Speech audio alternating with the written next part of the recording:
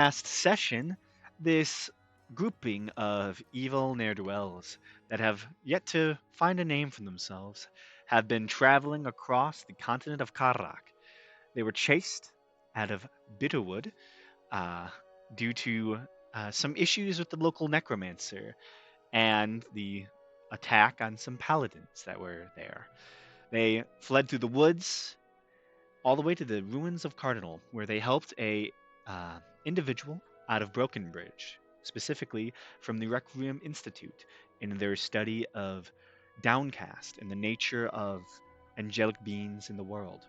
You found secrets within the ruins of Cardinal, and now have decided to make your way to Clash, as you are given word eventually of the security and safety in Broken Bridge whenever Colte reaches there. He has promised to house you and keep you safe. Thus, you head off in the opposite direction until the city is ready for your arrival. You chose to head south towards Reedtown to eventually make your way northward. As you've done that, on your first day of full travel, you did come across a singular raven that seemed to be leading a pack of 100 in his unkindness. This raven messed with you a little bit, in which case one of you attacked it, or attempted to, but failed so miserably that the raven broke its charade of being a regular creature and busted out laughing. It began to speak with all of you and, you know, ask for some of your help. In return, it would benefit you greatly. Thus, all of you have agreed to help it with getting a meal for itself and its large pack. Thus, you've currently walked up into the hills, um, getting off the beaten path as the night begins to fall for the first night of rest since leaving Cardinal.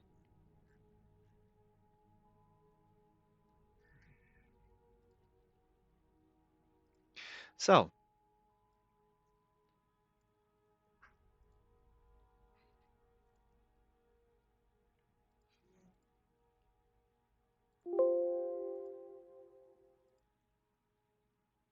So we're making camp like in the woods or like off the road. basically, so it was becoming closer to night, very much so as the day progressed. And you know after your conversation with Grim the Raven, so it probably would be best to just have a nice little long rest before this event starts. Um, so you head off into the hills just around the bend there, and can begin to set up a camp. Is there any watches or anything you all wish to do? Yeah, probably should. Yeah, I Okay. can take a first watch. I'll take a watch. I will also. Okay.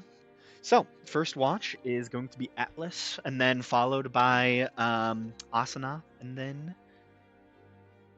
Ripley. Sound good? Mhm.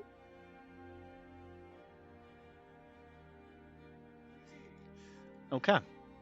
Um, so, as you all, set up your tents, your little fire to try to keep yourself warm, I need someone to roll me. I mean, specifically, for the first watch, can you roll me a D100, please?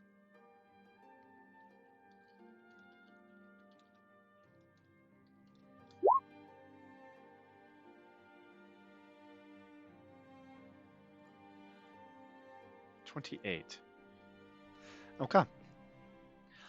As the sun begins to set, there is a few um, calm moments, and then a kind of cold wind begins to come in from the north as you begin to realize that there is probably going to be a pretty drastic storm here, uh, or at least very drastic cold weather events for the remainder of the night, as you all begin to feel this deep chill penetrating through whatever sleeping bags you have, whatever tents you have. Um, so it is generally getting very cold. Um, Go ahead and make a perception check for me as you begin your first rest, your first watch.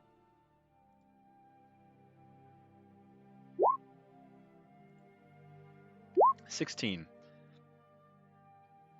Okay.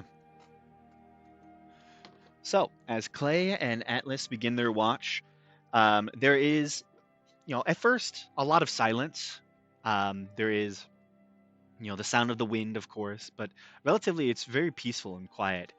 Um, and at some point in the night, maybe closer to the end of your first watch, there is a sudden change in sound as you hear what sounds like 100 wings beat. Um, and then you hear twigs snapping, and then you hear something running off in the distance. Uh, and in those moments, you probably prepared yourself for some sort of event to befall your party and group.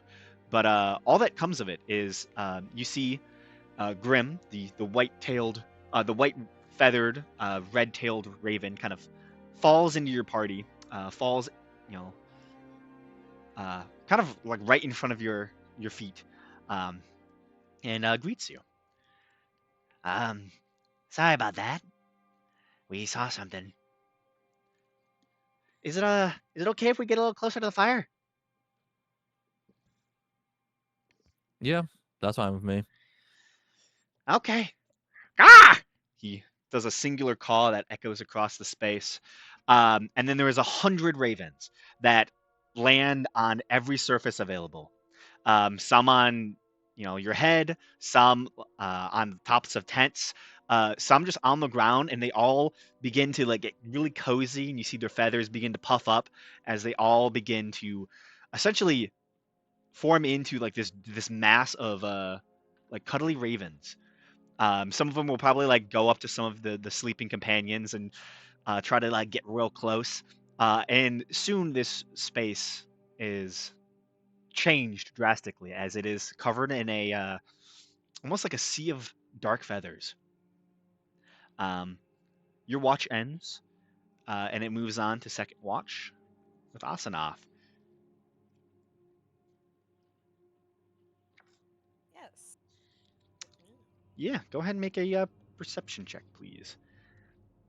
There's ravens now. Yeah, make it with advantage, as there is 100 ravens helping you, or at least a majority of the ravens are still awake. I Hmm? love the things I've been waking up to in this game so far. Oh yeah, Perception with so 24. 24. Okay. Your watch is pretty calm, honestly. There's a lot of the sounds of uh, snoring birds, ruffled feathers, but it almost creates this like calming, um, kind of like white noise that kind of surrounds the space, and it is, it's an interesting sight just seeing 100 ravens, cuddling up to your friends and your newfound allies. It's just a very strange sight. Um, I will say, you know, somewhere uh, maybe halfway through your rest, you do hear one thing that kind of is out of nowhere, kind of strikes you as something uh, like a sound that should not have been there in that moment. Um, as you hear, um, "I love you," come from your doll just randomly in the middle of the night.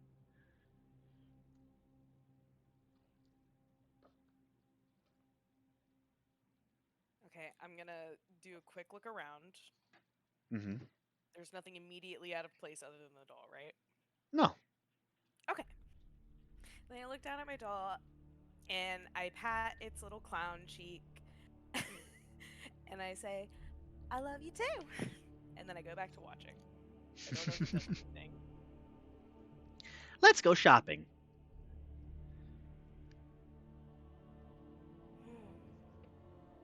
I would, but we gotta sit here and watch and make sure things don't eat us.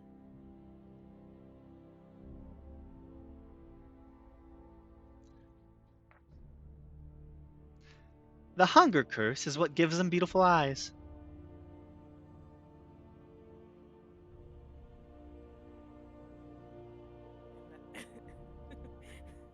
I look over at my alms box, and then I stop looking at it because I have to watch. I Okay. can't look at my eyes. Yeah. The doll goes quiet after that. We're friends. We're chill. That is the end of your watch. It's a very peaceful time. Third watch, Ripley.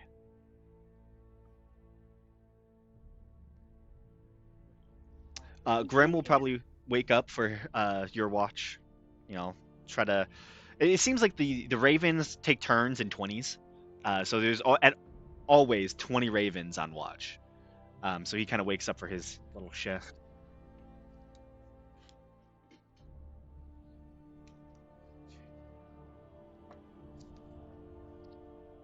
All right.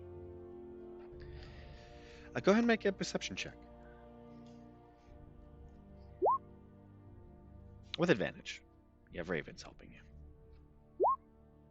you. Mm-hmm. Interesting. Okay.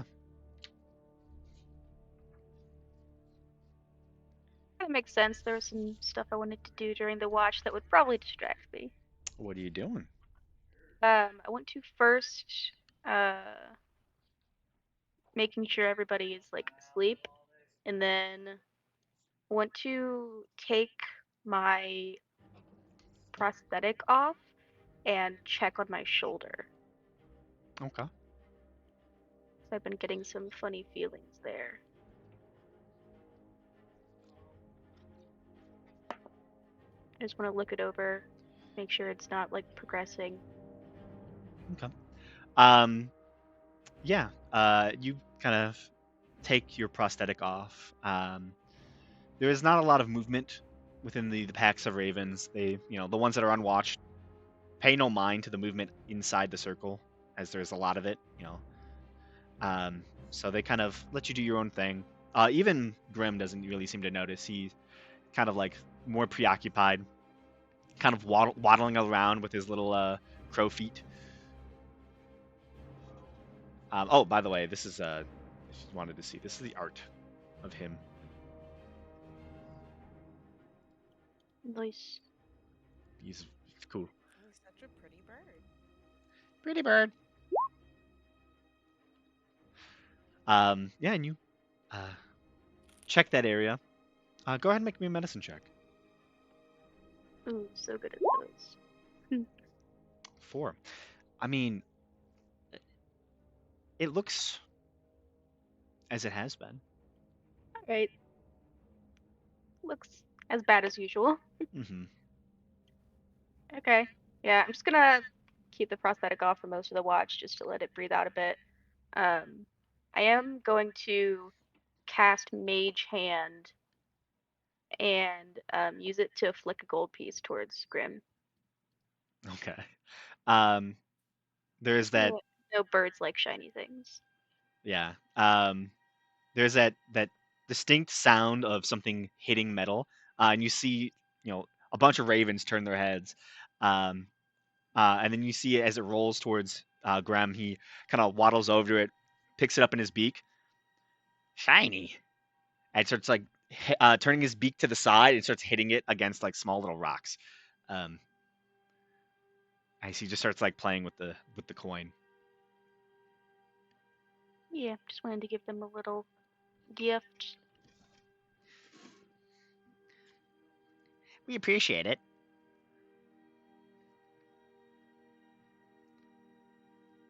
There's And there's one go ahead. woman in Reedtown that we actually kind of like. So I feel bad stealing her pies all the time. This will help me pay. Well, there you go. I'd also like to take out my Oblivion gem. And I want to try to study it as much as I can and I want to try to see if it's conscious. Like if I can make some kind of connection with this, like does it have thoughts I can try to connect to. Hmm. Or Make an Arcana check. Wow! What are these rolls? They're bad. God. Yeah, you begin to like investigate and kind of try and see if there's some life into this gem, some semblance of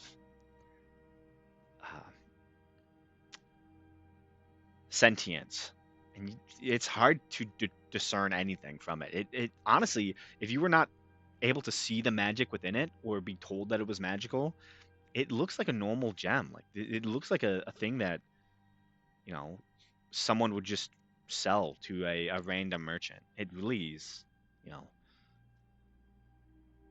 not that bad. There is,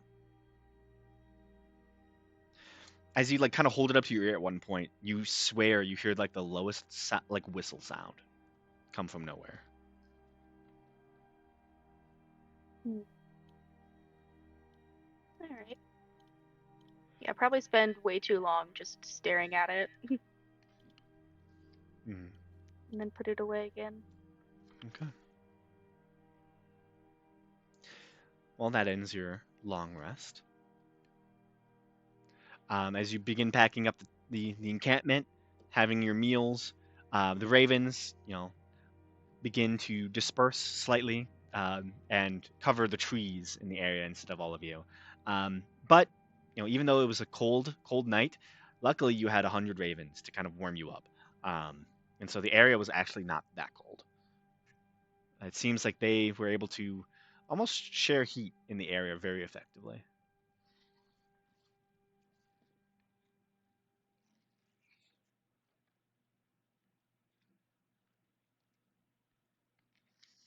Well, I guess we should get going then. Got some cows to find. Yes, the cows, they're not far. I can't wait.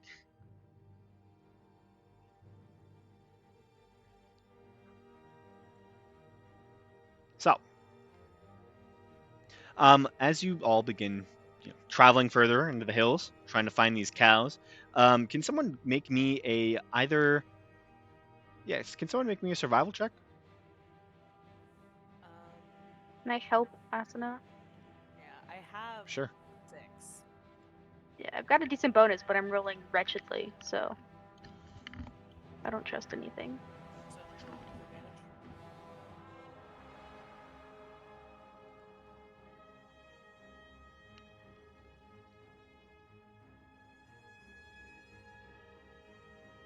Oh, hello. It's the spot. I forgot Okay, to actually sorry. connect my I forgot to connect my music I thought actually I to had it. disconnected for a second there. No. Sometimes that happens. It does happen, but no.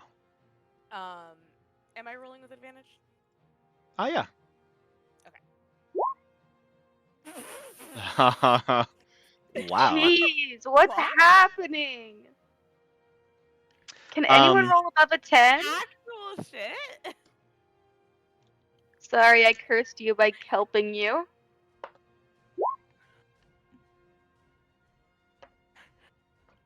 I used up all my good rolls in my Okay. game yesterday.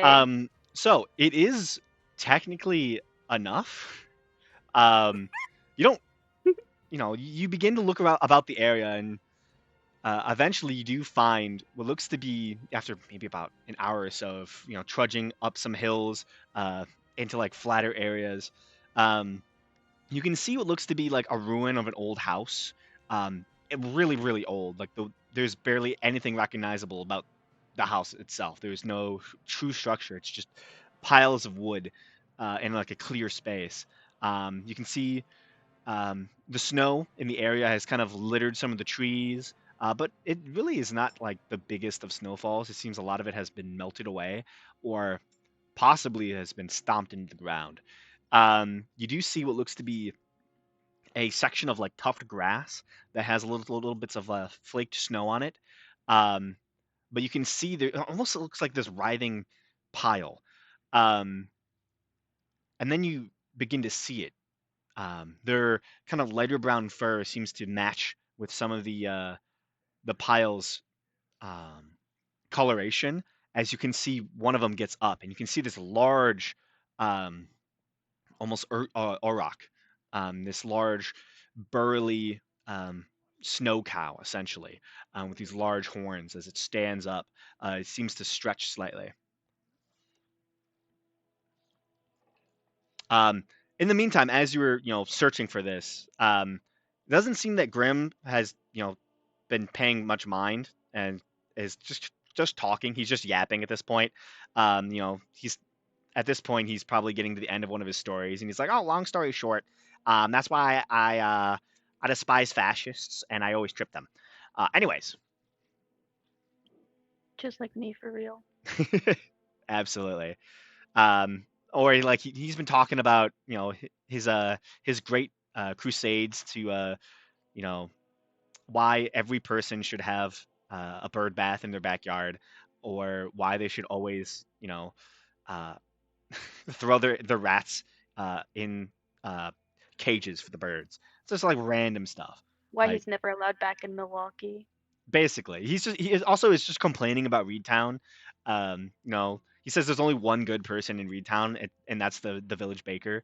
Um, and he just wishes he had more money to buy pies from her.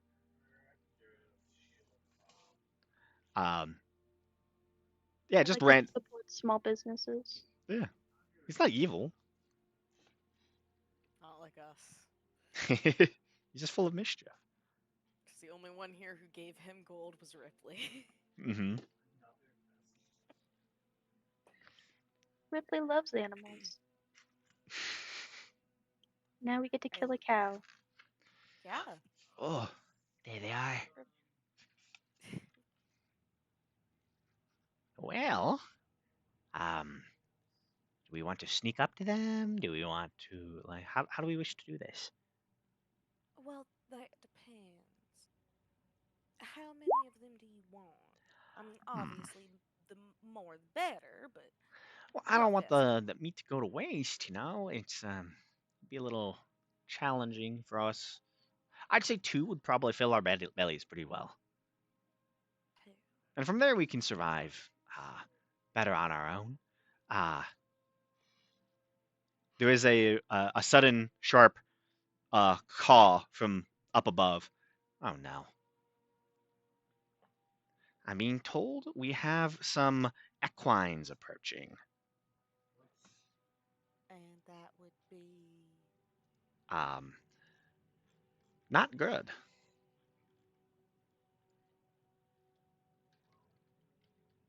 Not good in the we should run way, or not good in the we Not might be able not to find good. our way out of this way? Well, not good in the fact that there might be others hunting these large cows. If we make this fast, we might be able to get away from them. Cows might still turn into hungered beasts, but what are you gonna do about it?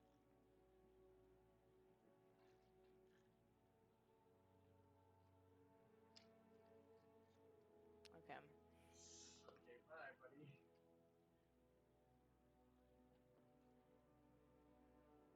How fast do we think we can kill cows, guys?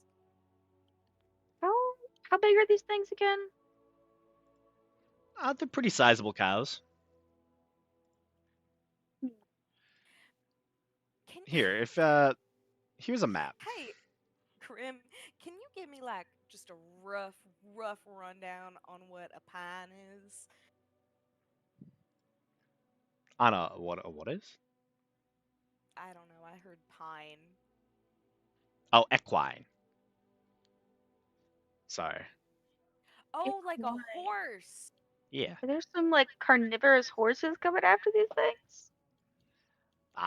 Yes. Oh, wonderful. Okay. Okay. I Well, how can. do we know how many? Um, he looks up and goes, And ah, and you see 4? three of the ravens begin like chirping back to him. 5? 5. Okay. I have things that just deal damage. I have one spell that's like a tracking spell. If we think we could like split these things up.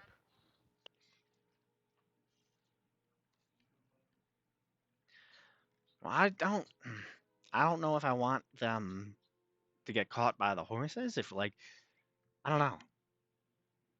Okay, so we should probably just kill the horses. Is what it's sounding like. Well, the horses are gonna be here soon. They're not too far away. Oh goodness.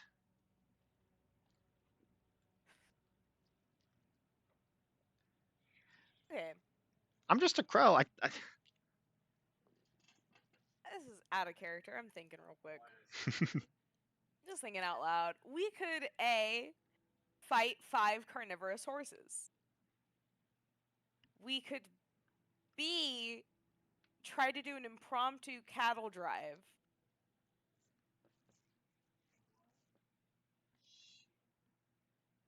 And those are the only solutions I can think of.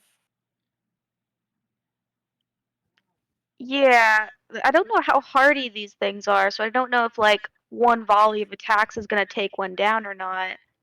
We have no idea. I mean, they're cows. Or we could split them up. We could split like 2 of them off and head them in the direction of the horses while some other people start killing the other 2. Hopefully that'll buy us some time. Yeah. Yeah.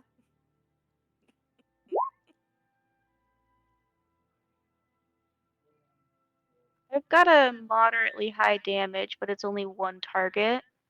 Or I have a low damage AoE, but it's around me, so I'd have to be in the middle of them. I can make them go insane.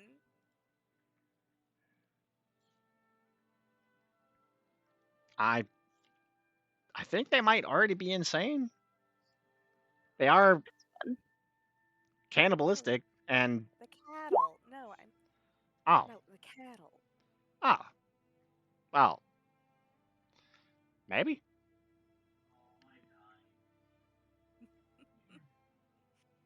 I can mimic a sound. Maybe I can like draw them over closer to us or something. I don't know. I think we should maybe just try to focus fire these 2 up top and just try to take them down quick as possible. And then if the other 2 bolt, they bolt. It's circle of life. Okay, but then what do we do when the 5 carnivorous horses get here? We try to not be here. Okay. Are you prepared to drag the bodies? I mean, how fast can you guys eat? Not fast enough. Then we can try and drag or fight some horses. Let's try to go with fuck. Yeah, I mean, if there's 2 that are running, those might attract the horses more. Yeah, we can have some people try to get the 2 cows to run and kill the other 2, like has been mentioned. What direction are the horses coming from? South. So they're like Okay. basically the cows are between the 2 groups. So yeah, we're in the north. So if we like make ourselves known as aggressors from this angle, take down these 2 at the top here, the other 2 in theory would run south and Yeah. intercept those horses. Because generally they run away from danger. Generally.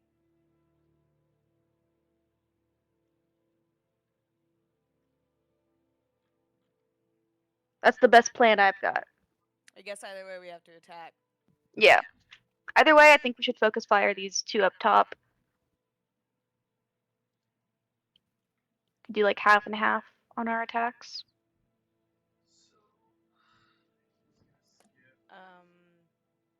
My only problem is I don't have the range from, at least from this distance, so I would probably have to get closer. Well, you True. can run, which wouldn't probably makes them want to bolt. So yeah, flight zones and all that, I guess. How far can you run in a turn, Atlas? If I dash, it'd be just 60. Okay. Okay. I So mean, still being able to do something is 30. yeah. So Egil has a speed of 40 and can bonus action dash. Okay. So we could send a Gil in to do some stuff if he wants to. Yeah. Yes. And then I've got range. I also have range. Okay, so we've got 4 things that can do range because I think Clay. yeah, Clay can do a range attack too.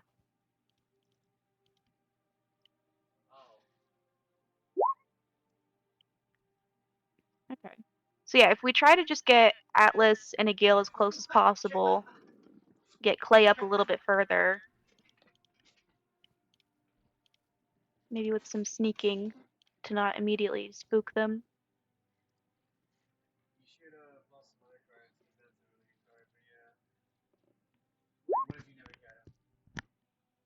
South. Horses are somewhere in the south.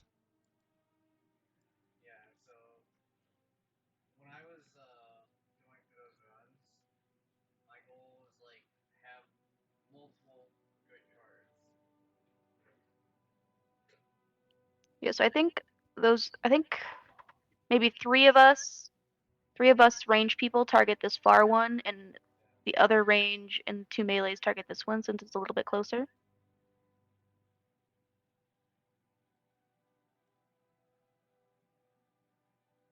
Okay. Everyone, any objections to this plan? Cow murder plan. Going once. Sounds good to me. Yeah.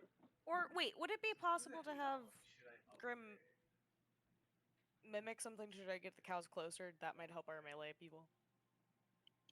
I don't know what sound would attract cows though. They're not generally The sound. dinner bell. I'm pretty sure these have Pretty been sure these things- wild.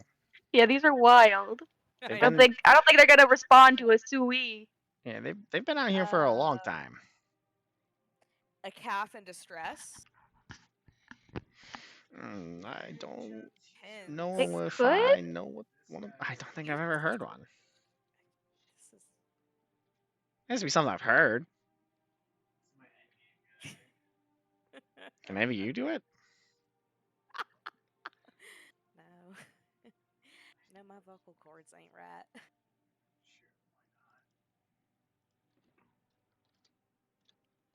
So I can do an attack on this one here because it's within range for me.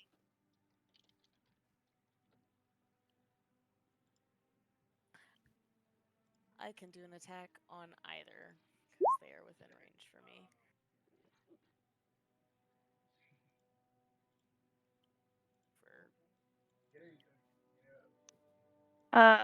Just so you know, Bonnie, the way catapult works is it just hits the first target. Like it stops as soon as it hits something.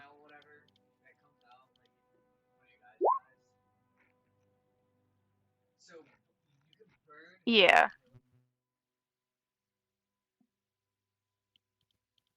But being able to hit one is better than none.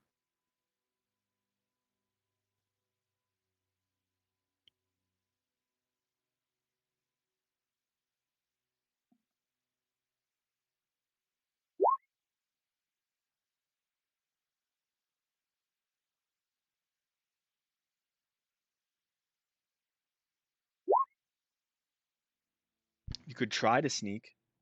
I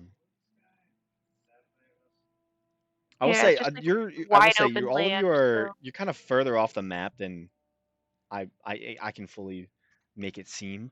So you're a little bit further out. So Okay. you're probably 100 feet out instead of just 50. Oh, that's much different. That is Yeah. extremely different. We definitely do have to get closer. So yeah, maybe we try to have Bonnie, Egil, and Atlas kind of strafe down this way to come at them from this angle. Okay. And then Clay, Ripley, and Asnoth can come in from this angle, and then that will hopefully scare these other two this way. Gotcha. I don't know if these battlefield tactics are good or not. I'm just making shit up. I won't be able to stealth effectively, I don't think. Oh yeah, I don't think we're gonna be stealthy. That's why I think Yumi and Clay should just try to be as non-threatening as possible as we approach. And then the other three can try Okay. to be a little bit more. I have a decent animal handling.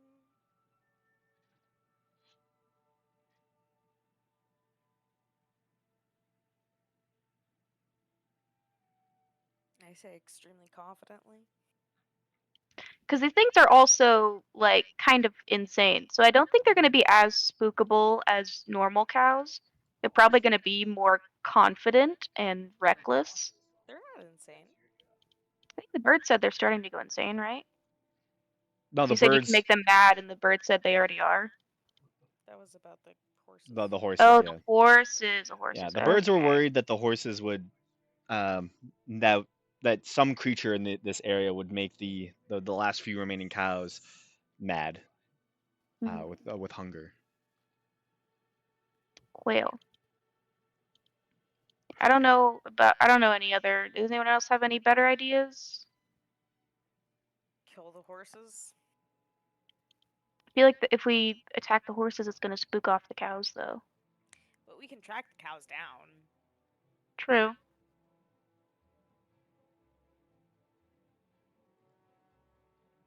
From what it's sounding like, all of you wish to take down 2 of the cows, send the other cows away, and hope the horses chase those cows.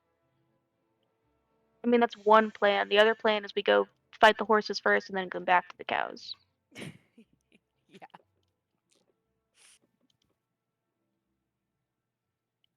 Maybe we should just do that. Maybe we should just take the horses out of the equation so we don't have to worry about them. Like a toddler, we get frustrated and destroy it.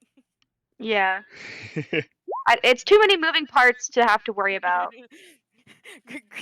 Grim watches us fret in real time about the horses until they're there, and then we get angry and kill them. Yeah, maybe we should just go deal with the horses first. Seems simpler So we're going than having to worry about the herding patterns of cows. I feel like this is the choice that I want to make, but it is also, I think, objectively the wrong one. No, I like it. Yeah, let's go kill the horses. I love making wrong choices. I didn't know planning could take haven't- this long. I haven't rolled above a 7 so far. Let's go.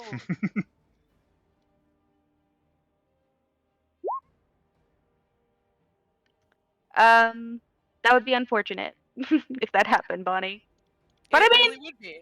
what's Cycle the of life. chances that the cows are fine for this long, and in the next 10 minutes something takes out all 4 of them? You know, Yeah, for real. because we're getting rid of the We main get threat to to it. them. I We're wouldn't getting worry rid of too their main much. threat. I wouldn't worry too much. The hungered elephants are further south. Exactly. Yeah. Let's go find these horses then. Thank God they're not elephants. Well, we should probably hurry because they should be here like soon. Yeah, let's go horse. Let's try to skirt around the cows. Okay. Yeah. Go horse. You all begin to skirt around the cows. I'd say you all are able to get about halfway down the map as you do. You begin to feel like the ground starts to rumble slightly. And then bursting from the other side of the field into the clearing, you can see 5 horses running furiously fast.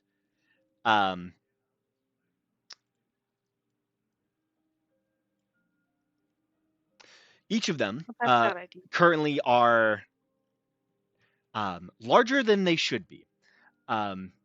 They would be considered large creatures with massive razor-sharp teeth, glistening greasy manes, and sickly gray skin.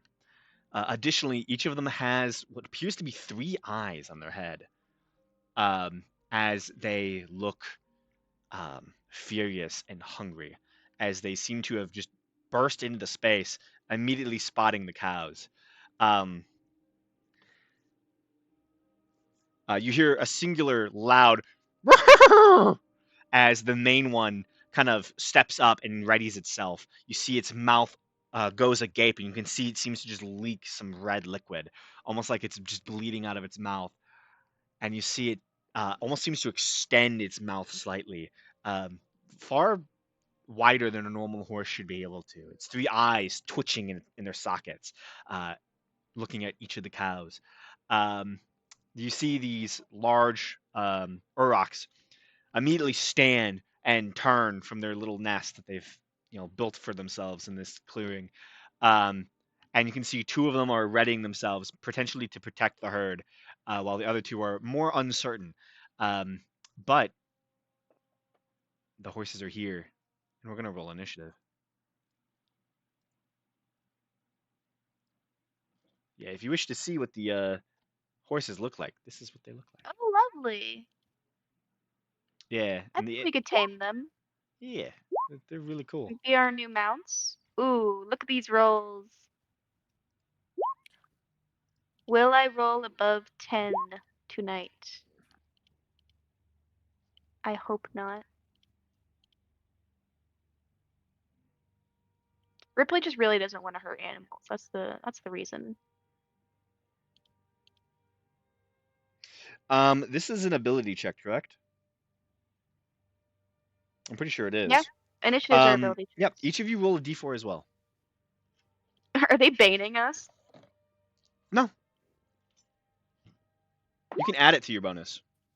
Oh wow, I'm at 7.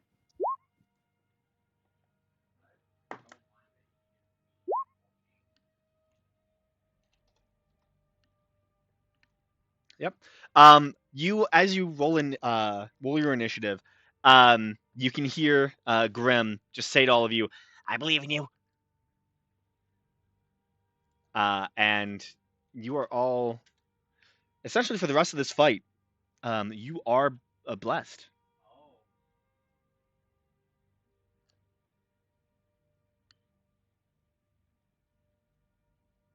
Sick. Yeah. So for the next minute, you are all blessed. As Grim can affect fortunes, as he always has been able to. Is that just ability checks? Yep. Ability checks and saving throws, actually.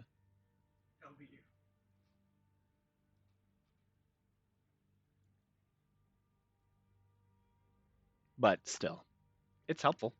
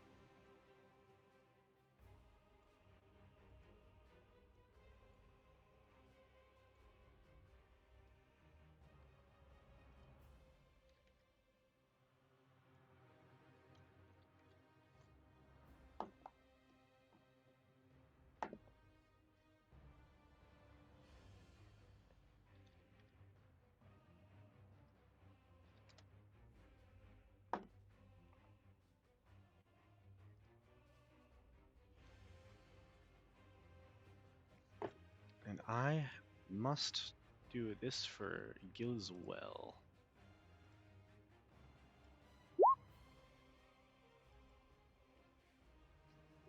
Then I'll roll it in person. D4. So 1. So he's at 15. 16.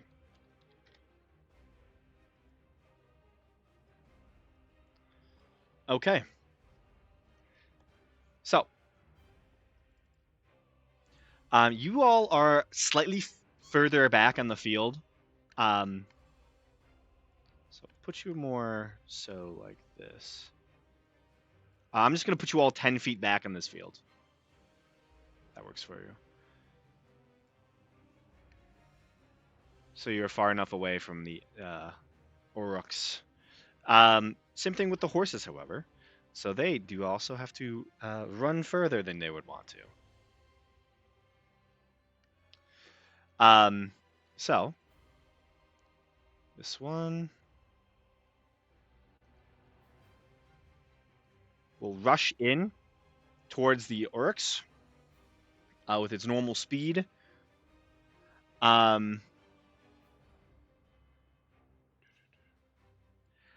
You watch as one of the Oryx seems readied for the horse to get even closer, but you see it just seems to turn all three of its eyes towards the Oryx, and you watch it freeze in place, not moving. The horse freezes? Oh no, the Oryx. Oh, okay. This one runs in as well.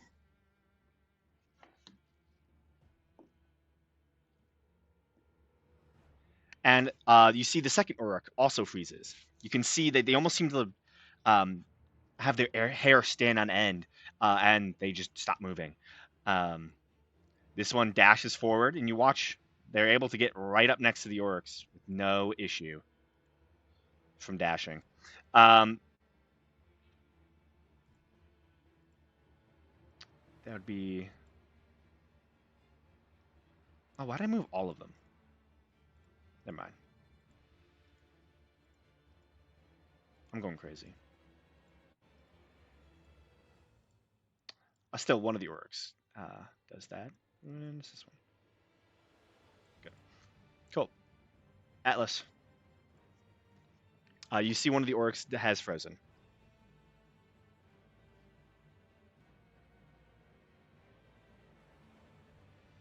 I will get to right here and I'll throw my spear at it. Okay. The horse does turn towards you.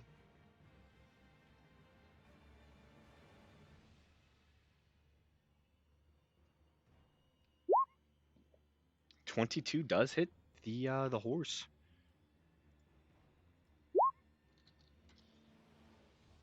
6 piercing. Okay. That does damage it.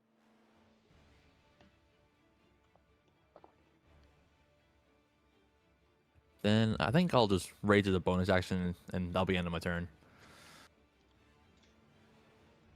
Okay. At that, it's going to be the lovely Grim. He will fly forward. He can just get here, but he would be within melee attack range. So instead of doing that, he will just fly here. And he uses his bonus action to affect the fortunes of the creatures.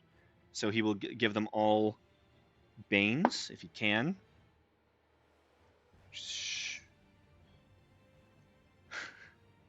That one makes it. Fail. Fail. Makes it. Makes it. So, this one makes it. This one fails. This one fails. This one will make it, and this one will make it. End of the Raven's... Raven will use his action and just dashes, goes an additional 30 feet up. So he should be... not 20 feet up. He'll be 30 feet up in total. Egil rushes movement forward.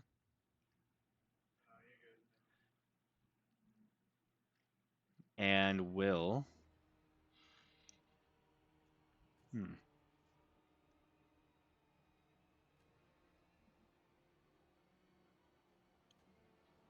He'll throw a dart at Red. The cows or the horses now?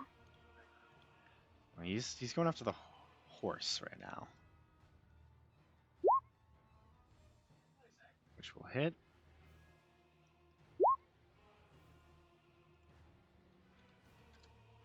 And as a bonus action, I will spend a key point, and he will go defensive, and you will take the dodge. I keep turning off the turn order for some reason. I've never done that before.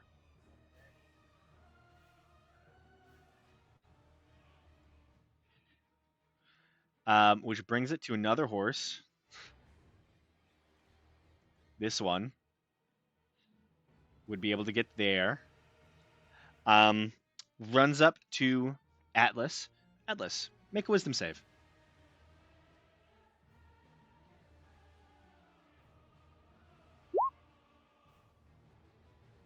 $13. You also can add a +4 to that, but it still works. You watch as the eyes all turn towards you, and you feel almost charmed by this creature, and its strange white eyes, but you are unaffected by it. That was its action to just get up next to you. And all that. Ripley. Okie dokie. I am going to cast Mind Spike on this cow. Okay. It has to make a wisdom save. The wisdom save for a cow fails. Okay, so it's going to take 13 psychic, and then I'm going to be able to track it for an hour.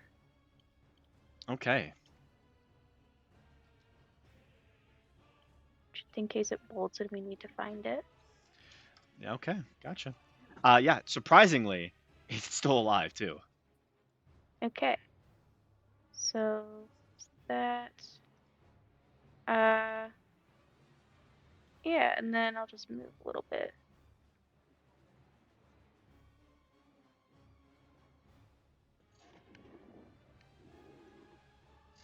That's it for me. Okay. Brings it to Asanath.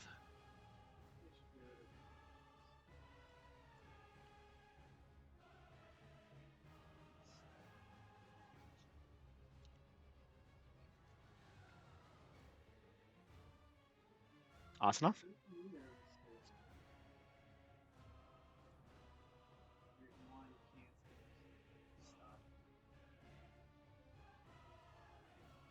Did they have to step away? Oh, they're back. Wait, hello? Can you hear me? Oh, then now we can. Okay, weird. Yeah, Discord sorry about that. Me either for a Yeah, second. Discord Discord be doing stuff. Discord, Roll20, everything's breaking. Ah, I hate capitalism. it could have been my headset. I don't know. I'm looking at. This is.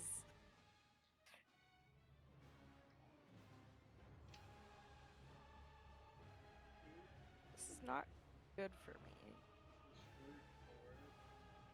What, you don't like the horses?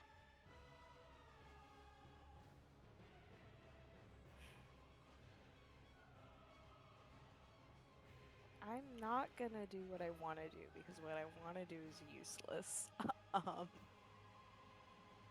Instead,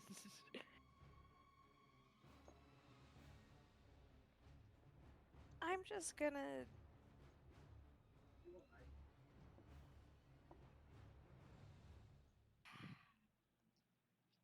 I'm just gonna cast Sacred Flame on blue, I guess. That's Okay. a horrible damage roll. Why would that happen?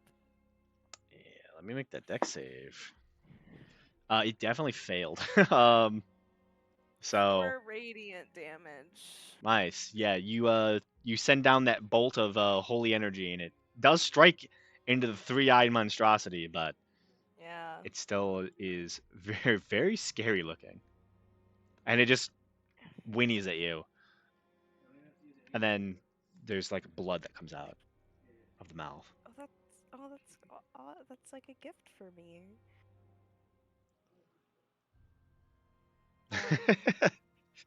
I love Asenath's freak shit. Yeah, I don't really have a bonus action I can do. I think I'm just gonna move back a little bit.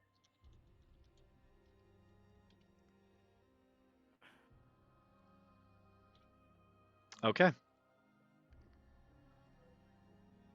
Gotcha. That's your turn. Which brings it to Orange. So they're 10 feet out. They could Something reassuring. get here. Yeah, it's gonna get up next to Atlas. This one's not even gonna bother for three-eyed gaze on you.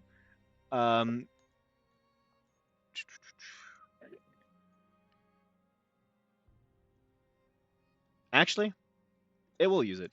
Because it's part of its attack action. Which means that purple would have been able to attack you as well. I didn't read that fully. Oops.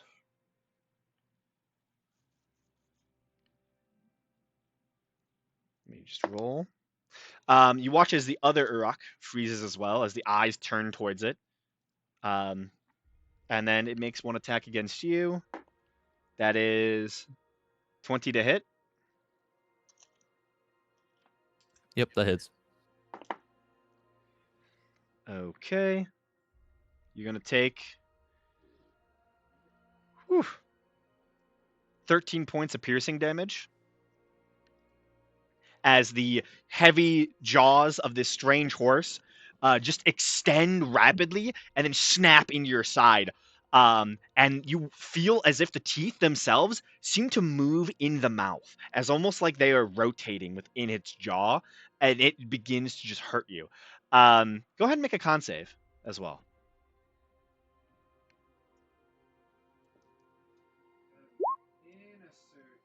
10. You can add a +4, d4 to that. Okay. You feel like something almost seems to try and affect you, but you were able to resist it. It's a strange effect. I'm also going to roll for the other attack for the other one. Yeah, that would have missed anyways. You're fine. That's the end of its go. Brings it to Bonnie.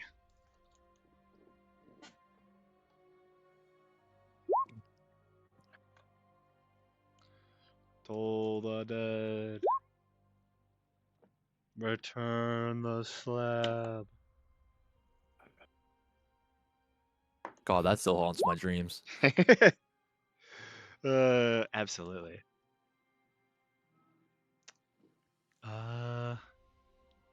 That is. Let me just see here. So wisdom, yeah, definite failure. It would have been 10, but then it's 11. Sorry, but then it's -3 anyways.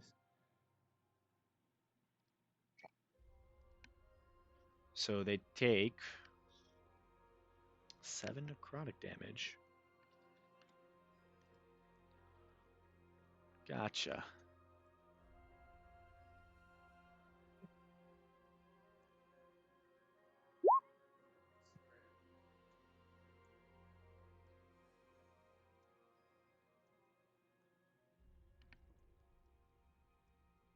It would be the 3 necrotic damage. Okay. It's an either or type of scenario.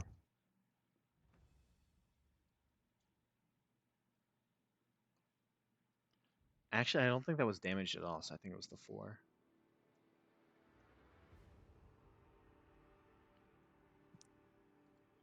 But still. That is that go. Did you want to use your bonus action, Bonnie?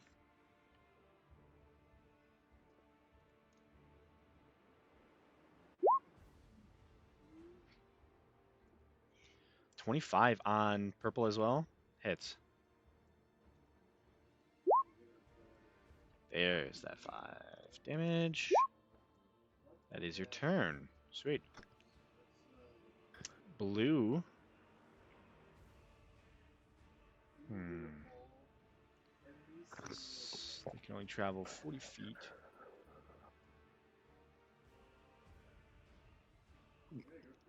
Oh, poor Atlas. This one will charge towards right behind you, Atlas. Also, technically, these are large creatures, so let me do this.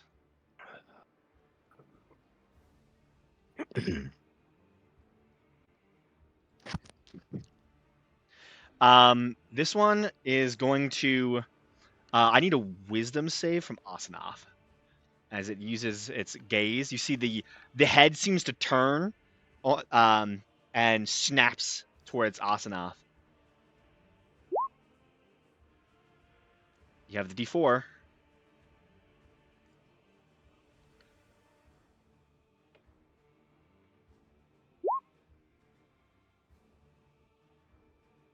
A 12 is exactly what you needed. You are unaffected by the charm of the eyes. You just feel like your mind begins to rack with a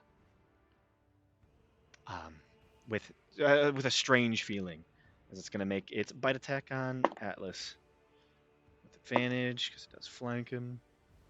That is a 22 to hit. Yep, it hits. That is 10 piercing damage.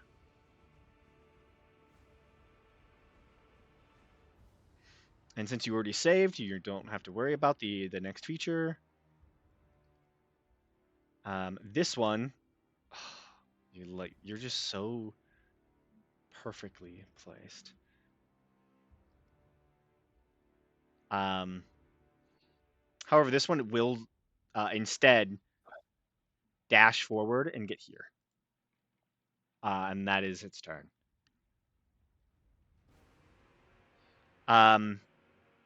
Red is going to rush forward. And as it does so, it's going to make an attack on the one of the Uruks. It's probably going to go on this one, the one that it charmed. Make one bite attack as a bonus action. If he uses the hooves attack, it's charmed. I need a wisdom saving throw from Egil as well. As you see one of the eyes turns towards you, Egil. Yeah. 20 definitely hits.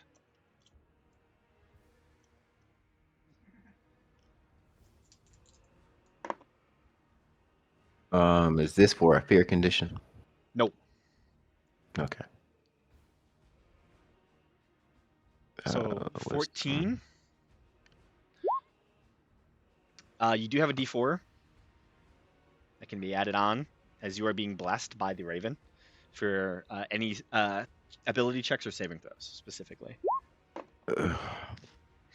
An 8. You are charmed. Its 3 eyes blink towards you, and you're within 30 feet of it. So you are charmed by the equine. While charmed, you're restrained. Yeah. Sweet. It's 14 damage, and then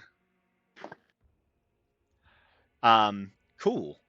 You watch as the one Uruk is bitten into by hooved by the massive beast, and then is successfully bitten as well, since it's already charmed and restrained.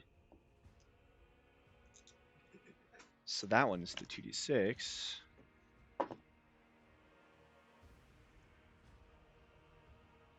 $11.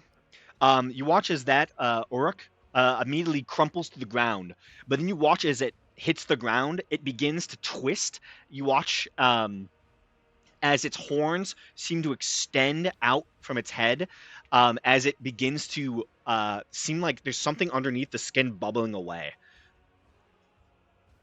I should roll for the cows on their initiative. Didn't expect I needed to. They were going to attack.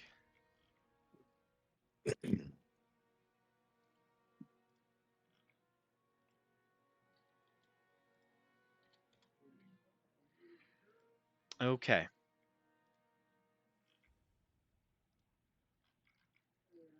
That is that go. It is Atlas's turn.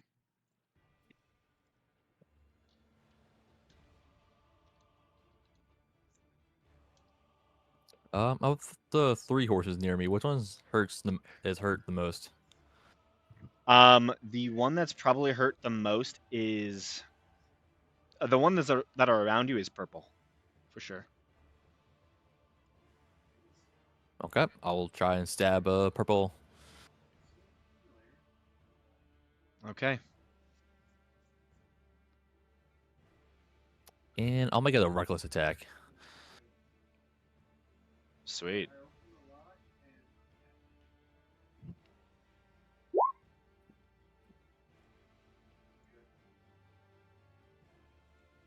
That will definitely hit.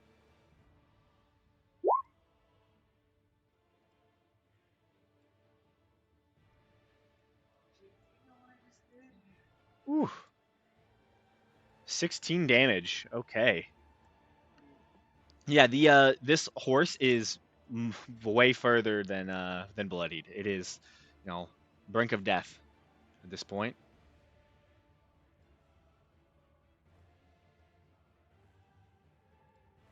And last thing I'll do, I'll move 1 square to the right, then that'll be end of my turn.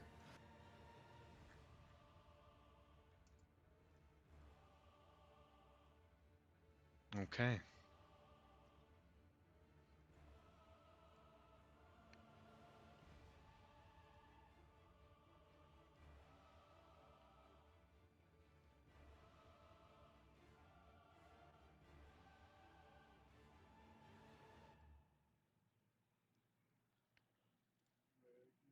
Brings it to the Raven. Raven will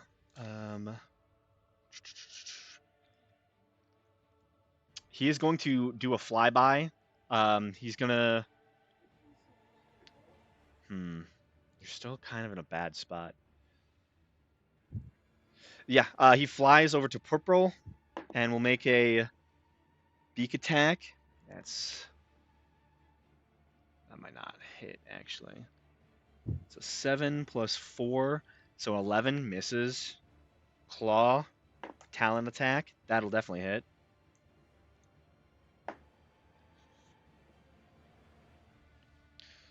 For a 4 damage. You can watch you watch as it's barely up. And then he flies by and flies an additional bit up, so he probably flies another 10 feet up and then 20 feet that way. So he's well off the ground at this point. That's his turn. Egil. Purple is barely standing. You are currently restrained. You just feel dumbstruck after staring into the eyes of the massive audacious equine. At the end of your turn,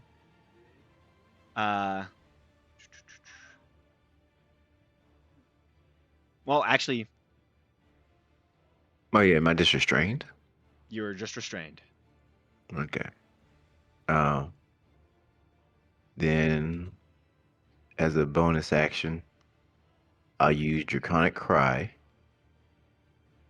That it makes it so everyone in the party has advantage on attack rolls against creatures within 10 feet of me, so all 4 of Mo- the equestrians.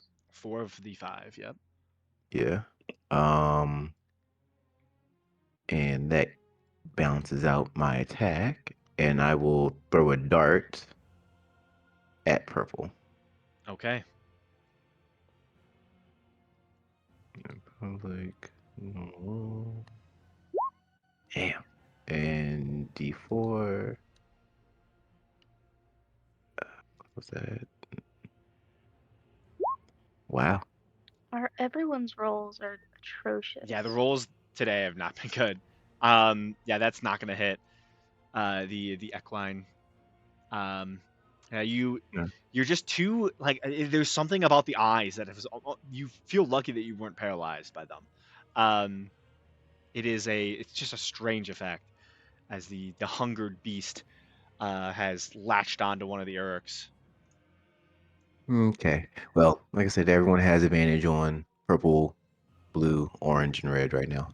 But Mhm. that ends my turn. All good. That ends your turn. Purple. Is there a saving throw at the end of my turn? No. Nope. Okay.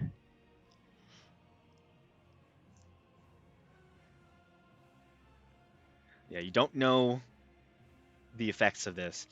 Um, purple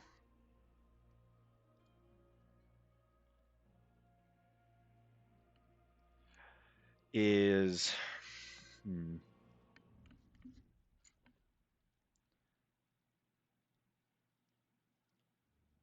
Purple just has to attack you. Purple can't do much else. Um, as part of his attack action, he will turn his eyes towards Grim. So Grim is gonna have to make a save. Uh, oh, 9. He gets his D4. Something to do with himself. Second one. Okay. Grim does pass. Um, then the horse it will. Yeah, it's gonna choose to. Since you already saved against the curse, he's just gonna hoof you. It'll behoove you to get hit by this. 12. Nope, that misses. Okay. Um, that is Purple's go. Brings it to Ripley. Okie dokie.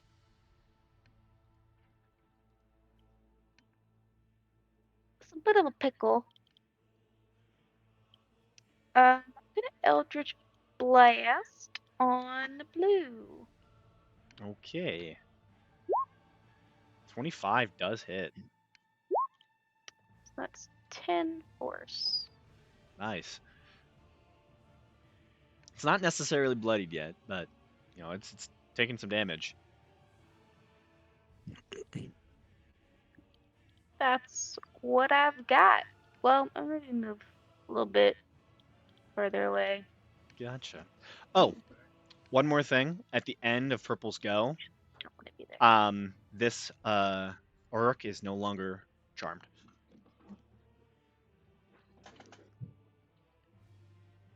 Just a little thing. Okay. Yeah, I'll be right there. That's my turn. Okay. Brings it to Asanath.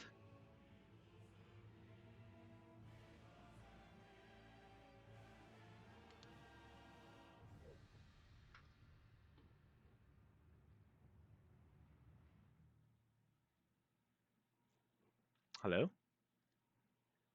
You might I need to stop muting myself in between my turns. Oh. I just thought it was the mic. No, this time it was me. I messed up. Don't worry about it. You're perfect. I just don't have very many melee options The horse that are good. says to you. Yeah. Say It horse. Makes more weird noises. Just be glad I didn't prepare inflict wounds today, horse. It's not smart enough to realize that. It just wants to kill. What if I blind you, horse? It's not worth it. What's this? Is this a bonus action? This is a bonus action. Cool. I'm gonna bonus action get my spiritual weapon out. Okay. Which I unfortunately still do not have a cool form for because I suck. What basic weapon do you want? Mace, because that's the weapon I have. Your spectral Um, mace summons to you. Yeah, and I'm just gonna have it hit the horse, and I'm gonna hit the horse with my own mace. Nice. Smack away. So here's the spiritual weapon, which is just a d20. No, that's not it. I'm good at D&D. I know how to play my character. That doesn't hit. That's not gonna hit. That's not gonna hit. And then is Clay flanking with me, or is he up in the air? I don't think Clay has the ability to flank with Okay. individuals. Don't know how flanking I think- works. Clay is Clay considered an object?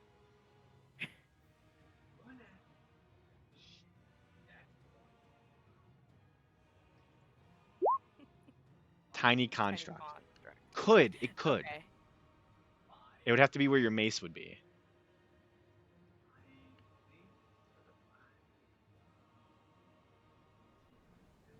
Yes. I don't know how flanking works at all. If you can't. You just have to be on the opposite side of the creature. Dead opposite. Yeah, they're weird. I hit it with my mace. Yeah, that does hit. Mace hits. Not spectral mace, but real one. Real 5 bludgeoning. Yeah. Hey, that's solid damage. It makes weird noises at me, and I hit it. Mm-hmm. You watch as its throat seems to enlarge slightly, and you see you watch as a row of teeth seem to fall back into its jugular and into its mouth, as almost it's like refreshing its teeth for the next round. Orange, So there's lots of teeth inside of it. there's way too many teeth. Orange is going to move there, and it is going to attack Egil, because Egil is restrained and charmed. So it is going to Ripley, I need you to make a wisdom saving throw. Okie dokie. As you were within 30 feet of it, and it uses its 3 eyes, charmed, kind of life. And you saved, dang. Why the Ripley's music's- looked into the eyes of a lot of horses. He's seen scarier horses.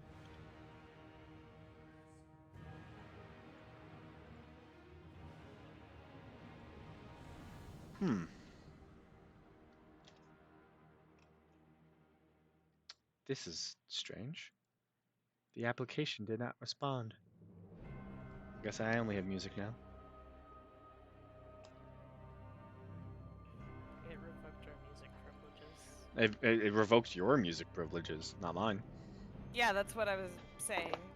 Oh, my music's too loud. Music That's- privilege is too good. Can't Oh yeah, understand yeah, you. yeah, these music privileges are so nice. 17 to hit. Nah, that misses. That misses. Okay.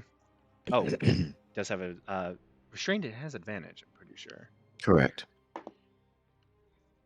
Okay, that's definitely gonna hit you. That's 26 to hit, nat 20. Oh, this is gonna be bad.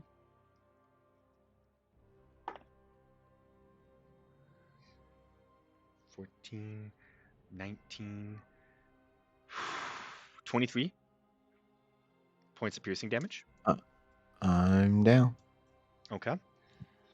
Go ahead and make a con save.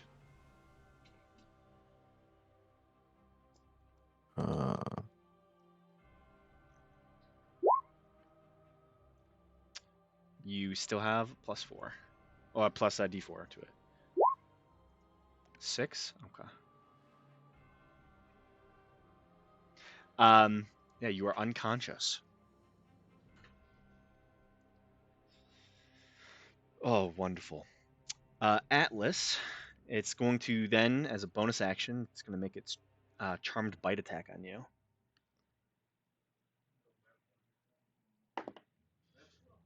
Oh, it's against this target. It's the target that is charmed.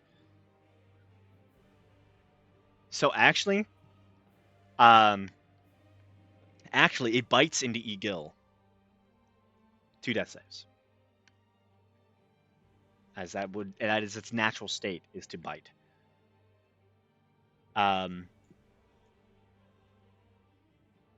Brings it to Bonnie.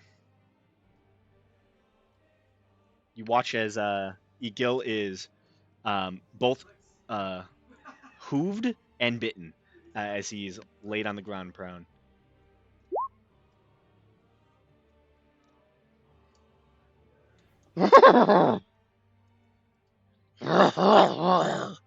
It makes weird noises.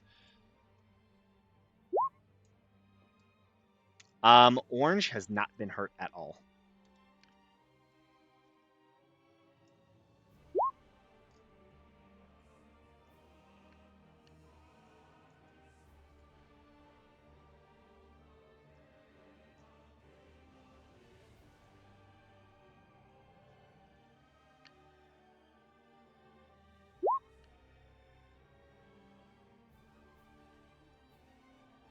You have an advantage against all of them.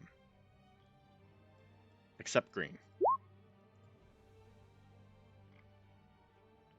So actually...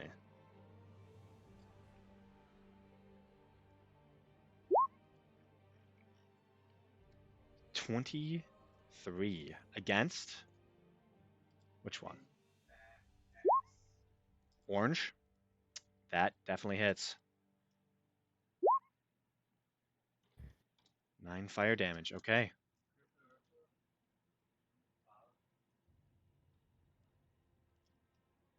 And then clay? Or something else? Against orange as well? That'll hit.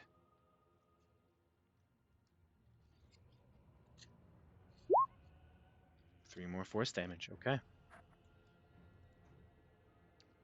that the end of your go? That is your turn. If you wanted, you can move Clay to help Asenath and flank, if you wished. In case Asenath wants to attack again. Bonnie just says no. No, thank you.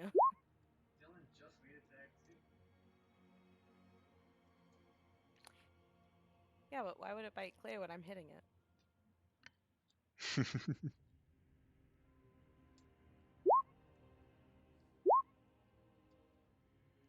Okay.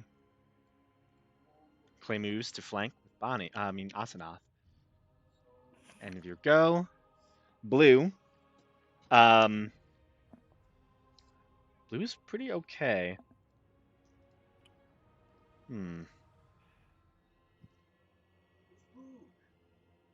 It's gonna try something. I need Bonnie to make a wisdom saving throw.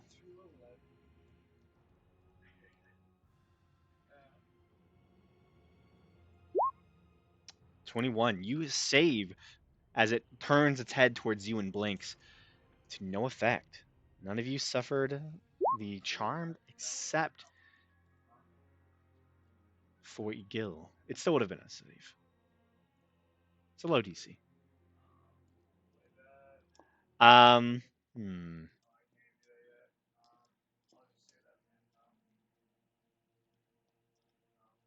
You know what? It's going to turn, and it's going to actually leave Atlas's range, and it's going to go rush Ripley, who's all alone.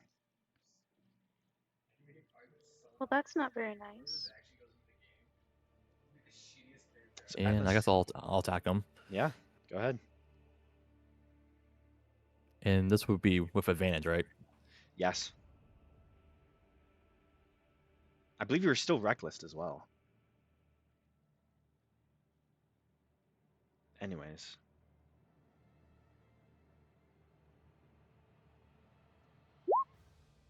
11 does not hit. That's crazy. So it will charge towards Ripley, and it'll choose to more damage to behoove you. So it'll behoove you to get hit by this. It's not one.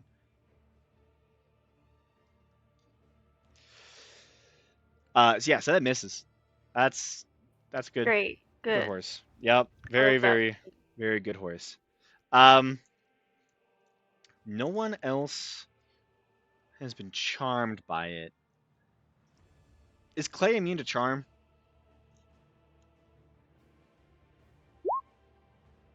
Nope. It'll try.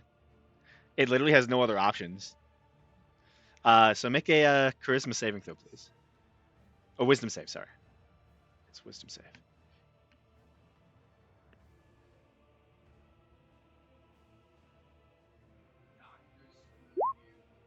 Okay.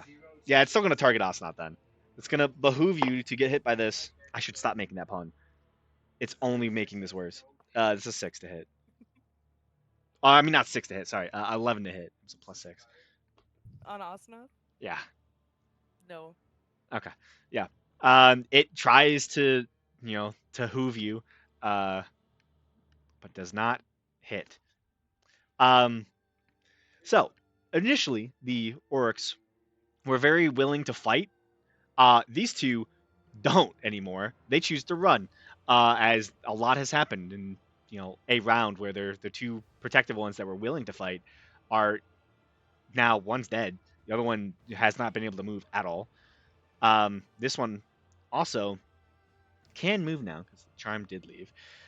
Blue should have recharmed him. Oh well. He will do a action to disengage and then run away. However, this one does die, and in return, you watch as the body begins to morph and grow, and until suddenly it is this. Aw. It doesn't have to be. Thank you. So I it like becomes. What if it was just dead? It is dead. You watch as it rises in place as a ginormous, large, carnivorous cow.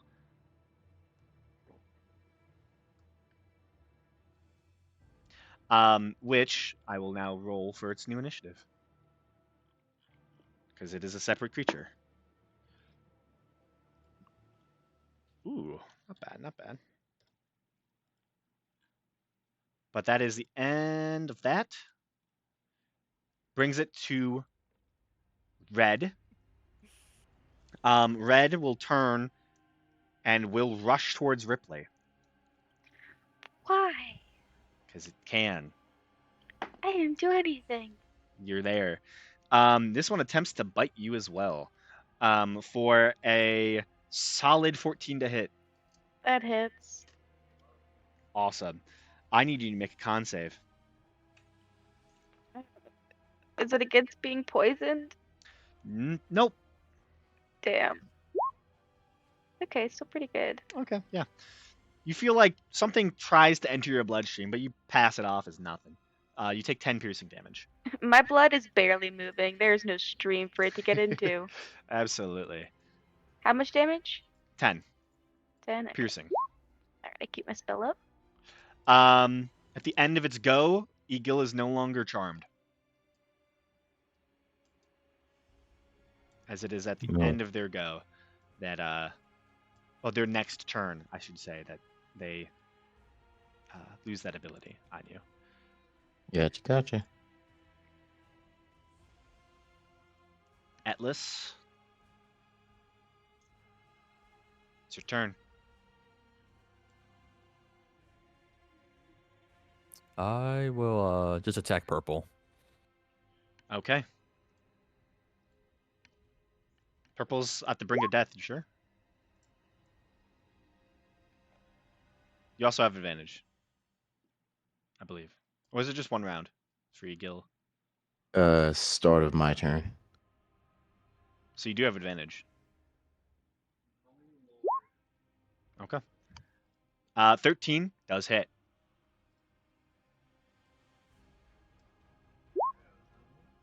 Yeah, you stab into the eyes of this creature, and you watch all of them explode outward in almost like a projectile force all across your, your companion who is currently on the ground and yourself. And the entire area is just littered with red as it falls to the ground dead.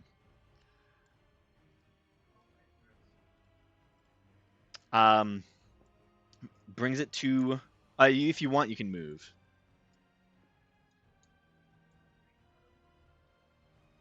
Just gonna do, Yeah, I'll probably move a little bit. yeah. Raven will. He's gonna fly back, do his flyby, and try and hit orange. So he'll fly there. That is 19 to hit. With advantage, actually. Still 19 to hit. Nice.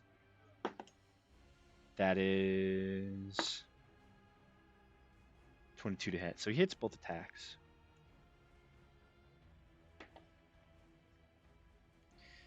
Six piercing, and then...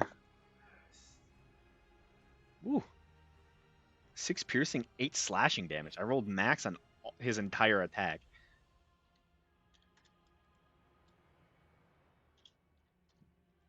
That is crazy. Orange is now bloodied and greatly wounded.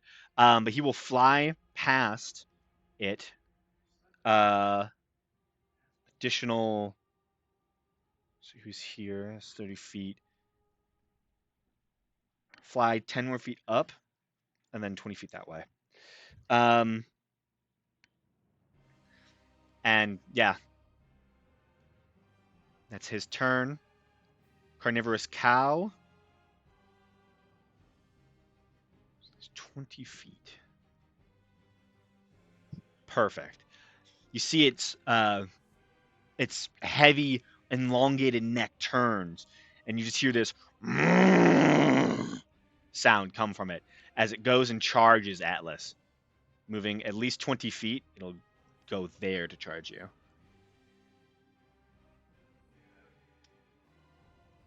So it is going to make a gore attack. So bonus action is going to make a hoof attack. That is 15 to hit. For the gore. That misses. And the hooves miss as well. This creature, it's not very dexterous or really that well alive. So its first turn in combat it's not good.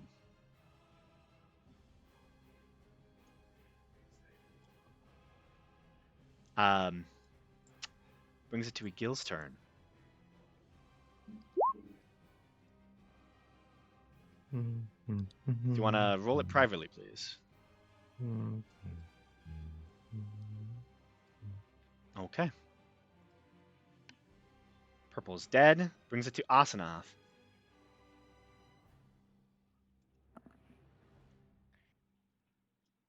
How's Ripley holding up? Ripley is fine. I had some temp hit points to burn through, Okay. and I can get away, so And Eagle is not, I assume. he's dying. Um, But I can also heal actively- him if you have more stuff to do. It's just a bonus action.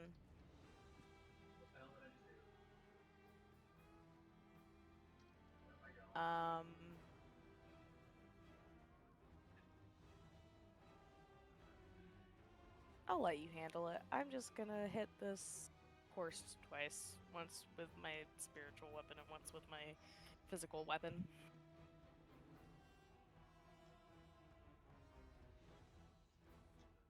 Clay is still there, so I'm just gonna do that then.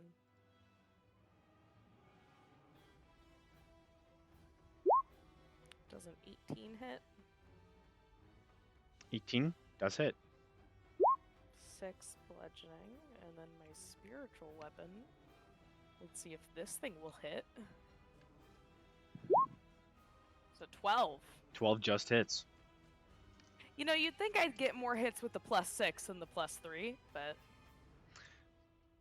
It hits, at the very least. yeah. 1d8 plus 4. 10 force damage. Nice. It's bloodied. Damage total. At the end of your Cool, go, that's yep. Ripley. Alrighty, I'm gonna cast Arms of Hadar around myself, so I need those two horsies to make a, I believe, strength save. Well, that didn't cast at the right level. The arms. They're speaking to me.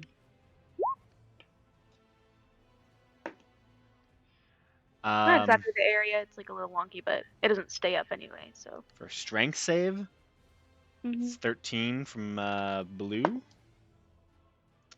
And red passes. Okay, so they take half damage if they fail, so it's 13 is the full damage. And then the one that failed doesn't get any reactions until its next turn. Mm-hmm. And then I'm going to use my bonus action to use my staff to cast Healing Word on Egil. Okay.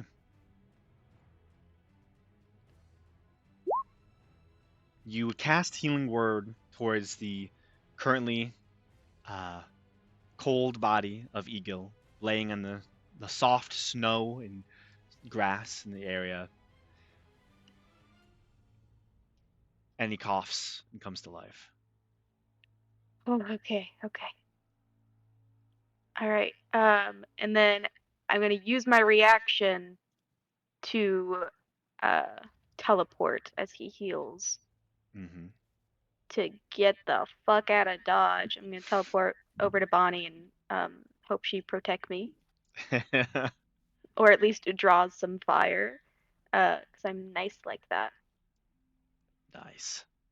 Self-preservation. That's the end of your go? Yes. I so graciously heal my party so I can run away. Run away. So Orange. Let's see. I'll actually roll to see how smart this being is. Also, I think that as I heal people, they do hear some like whisperings just in the back of their mind. Not super distinct, but it's probably a It little is. creepy. Gotcha. It is preoccupied with Atlas, so it's not fully noticed Egil come back to consciousness. Thus, it can't really 3-eye anyone unless it wants to 3-eye its own people. You could. No. So it's Damn. it's just going to. He already saved, so he's just gonna hoove. I didn't make the pun, and I got a 19.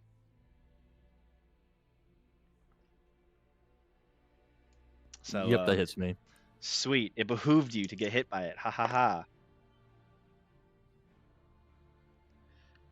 That is going to be 10 piercing.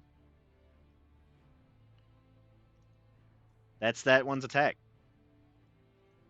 Bonnie.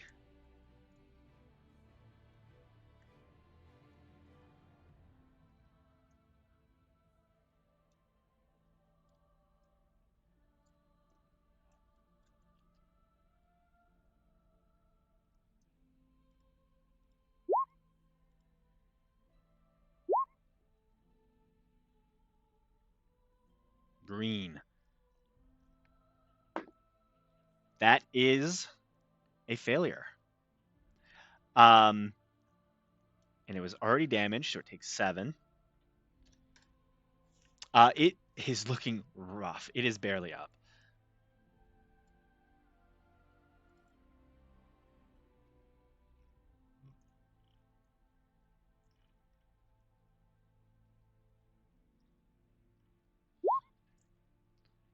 Nine will not hit.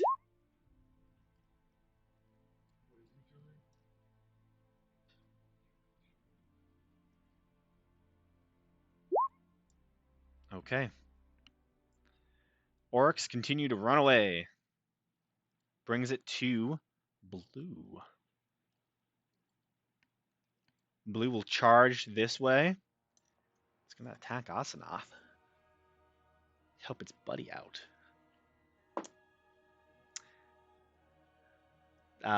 That's going to hit. That is a nat 20.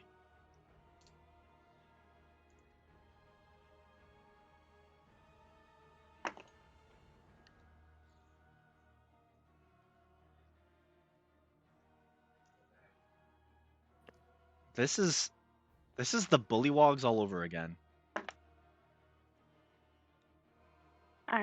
We are killing horses, so Yeah, Mm-hmm. the horses become the bullywogs. it's fine. This is the revenge. These are the same horses that Aesop killed. They came back to life. So, it slams into Asanoth with its hooves. You take 30 points of piercing damage. Ooh, I'm out. As it Only just have 28. stomps on you, smashing your face into the mud with every ounce of its strength. Green, it's going to bend its head down and bite you. Yep. That is going to be an 18 to hit. That hits. You take 2 death saves. And I need you to make a con save. Did I already even make your con save, actually? No, I've made a wisdom save before. Do I still get the +4? Yeah, whatever you it do. is? 19? Okay. You are safe. Something enters your bloodstream, but it Whatever. doesn't matter. 19 + 4 is. And then red goes.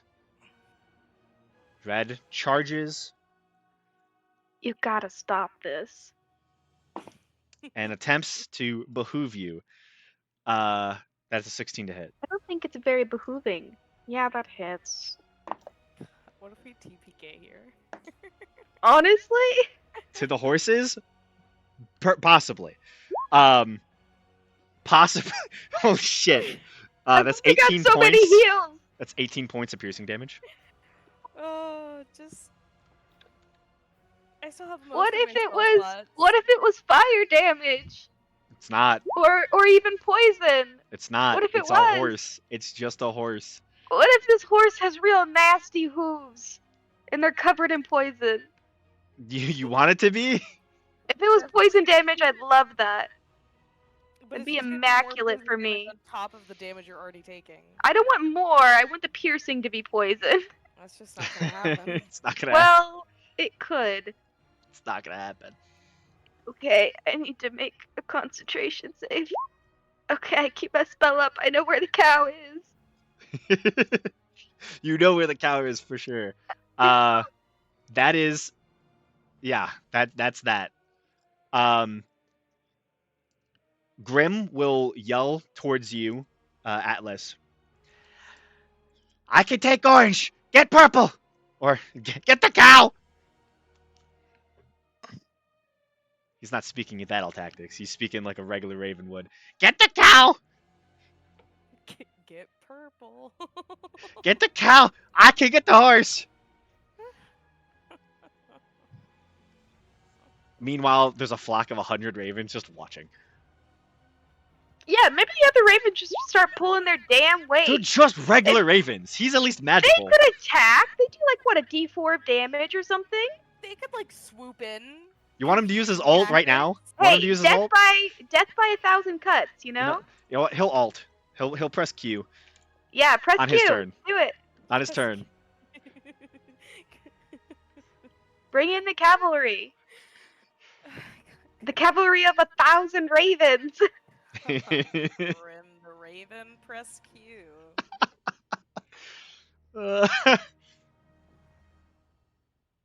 Okay, Atlas, it's your turn.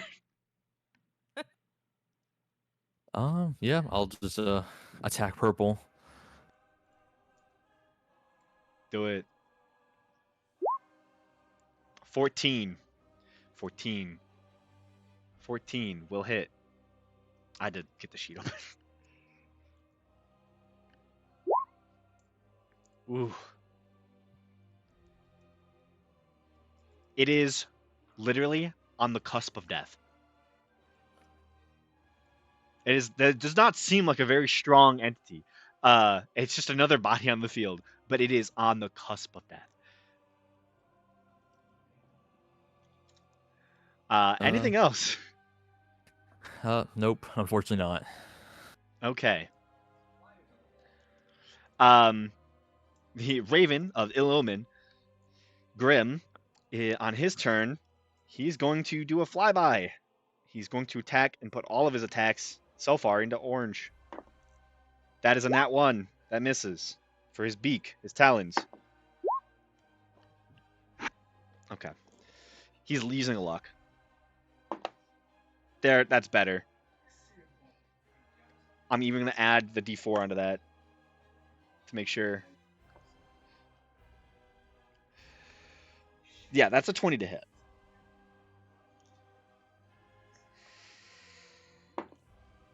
That is 5 points of slashing damage, which kills it.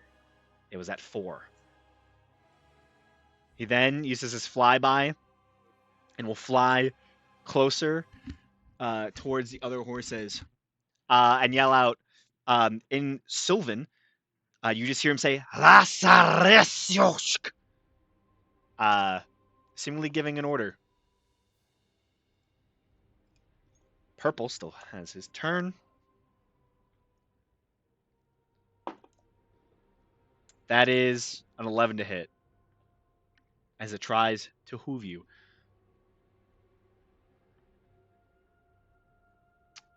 Which misses Atlas, I'm pretty sure. And it is Oh, what was Egil's it? turn. That was an 11 Yeah. to hit. It was, Oh yeah, that misses. yeah, straight up, not good. Now, if only all 4 of the cows had been turned, then we'd have a real Okay. party. Yeah. Egil, you are conscious, prone, and you All don't right. feel well. I stand up. Okay. Um.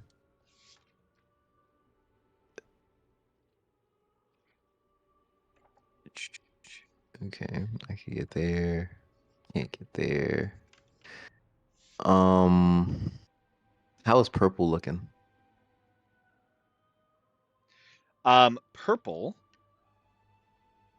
Purple's dead. You mean blue?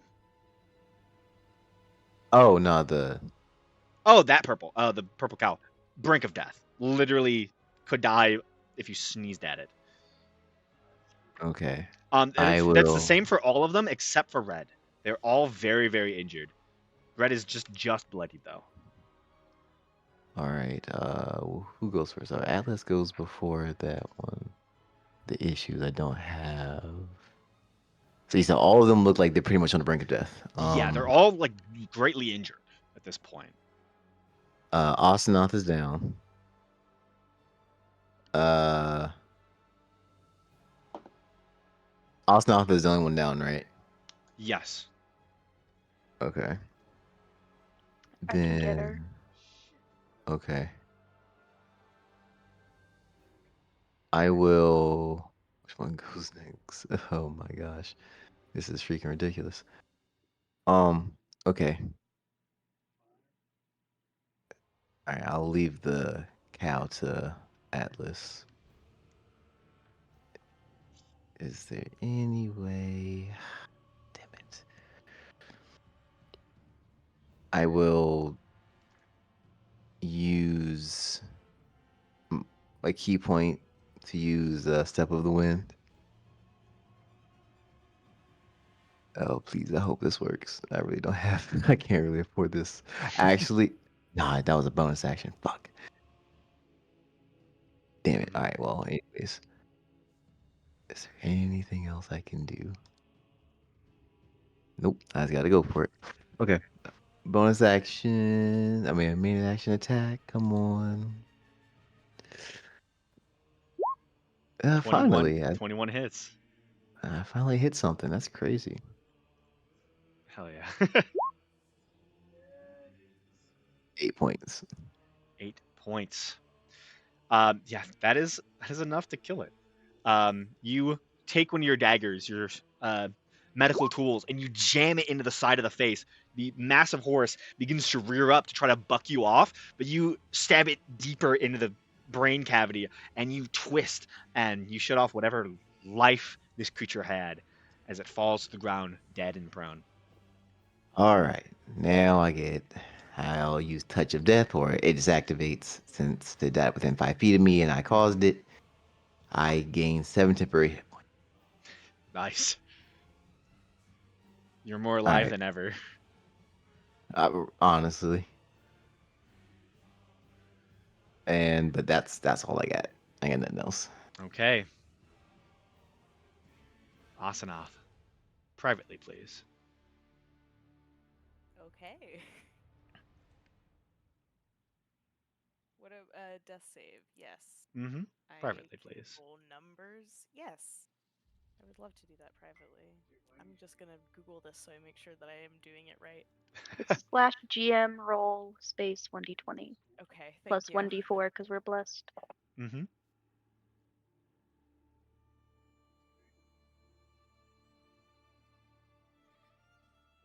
Anytime you forget, if it's a failure, I always make sure to roll it for you.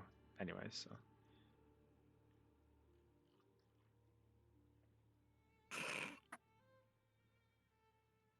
Cool. Bonnie.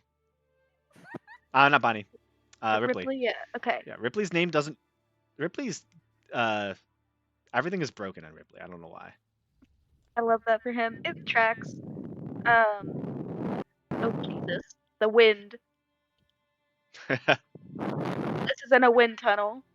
The wind hits. Everyone dies. All right. I'm having a bad time. I'm very hurt. There's horses all around. It's just like second grade all over again. And that's second grade all over. So, and I'm out of spell slots, which is what I love to have happen to me. Mm-hmm. So, first I'm gonna heal Asanoth. Gonna look at my staff and be like, come on, she really likes you for some reason. And try to heal her. With the power of Hadar. Hey, that's a full roll. Okay. Yeah. You send 8 healing towards Asanath's cold corpse.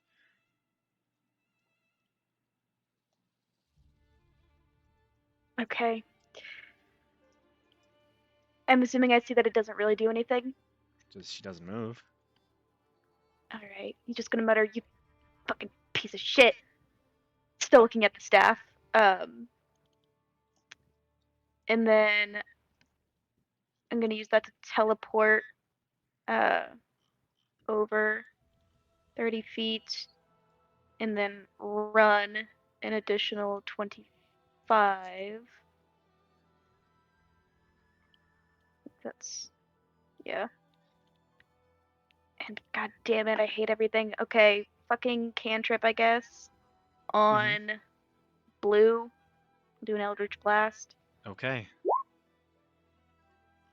21 hits. You kill Blue. Okay. The force explodes the jaw, just leaving rows of teeth that seem to dangle on what looks to be some type of tendon that was circling the jaw, and the teeth almost like seem to spiral still slightly, and then it falls to the ground dead.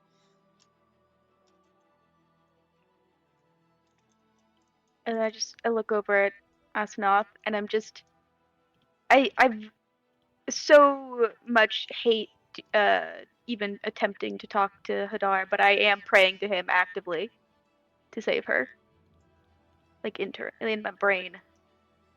Go ahead, roll me a d20. I don't think Ripley even knows why he's doing that. He doesn't like Asanoth that much, but for some reason he's just praying for her to live. Okay. It's the end of your turn. That's all I got. Bonnie.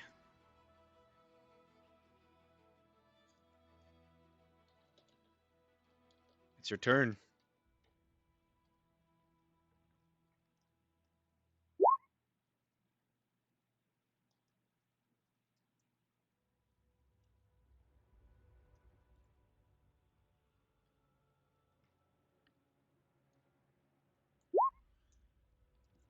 Toll the Dead. On red. That is a failure.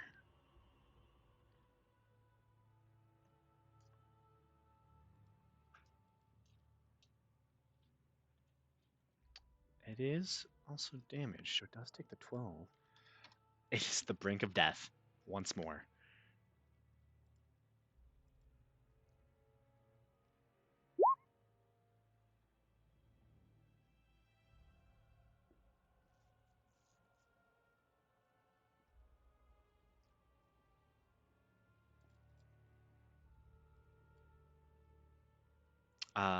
Yeah, you have a bonus action.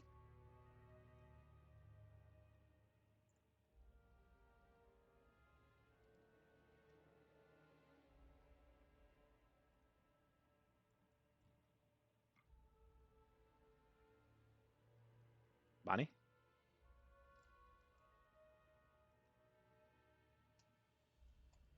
Oh.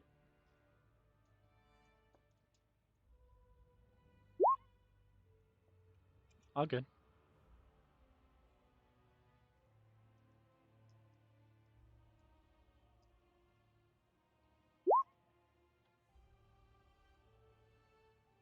Hits.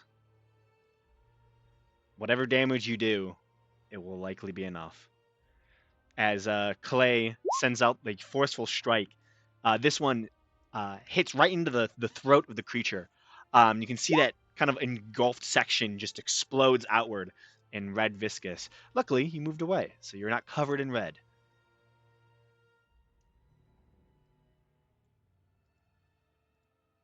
Which ends Red's go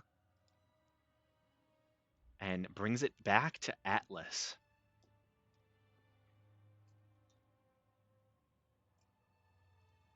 Yep, I will try to finish off the cow. Kill the cow. And I'll make this a reckless.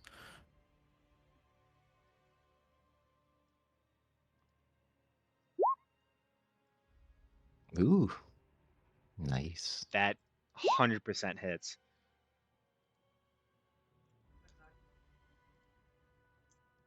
Yeah, just so you know, the cow was at 1 HP as well. I don't know what it was about this fight, but everything just like fell to 1 HP. Every time. It's the hunger curse. It really is. Speaking of which, Egil, roll me a D10 or D12, sorry. D10 D12. D12. or D12?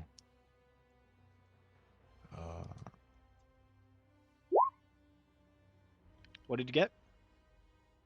10. A 10.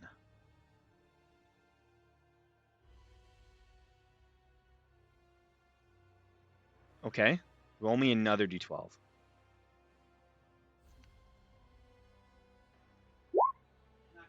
What did you get? 11. An 11? Okay. Let me just mark this.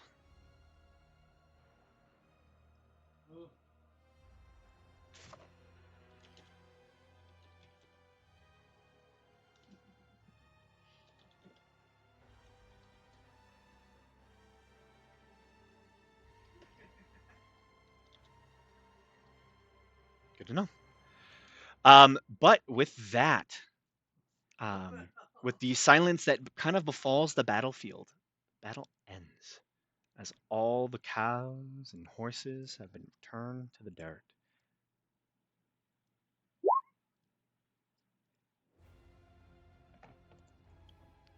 I'm gonna stagger over to Asnoth Mm-hmm.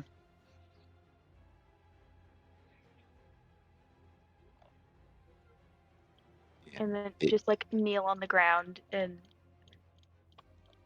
I know I can't do anything, but I still want to try.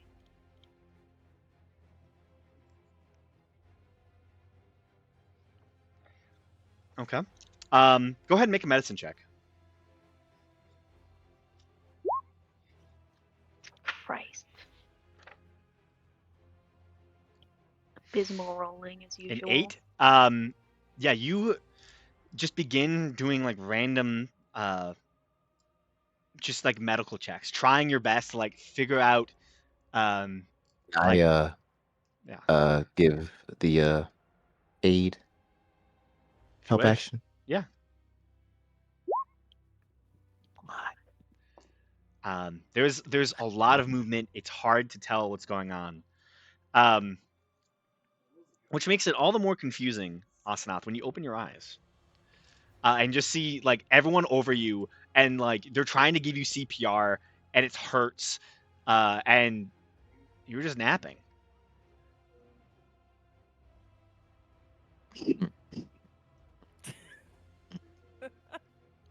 Ripley's like hands covered in blood is just like staring down at her, bewildered, fully convinced she was dead.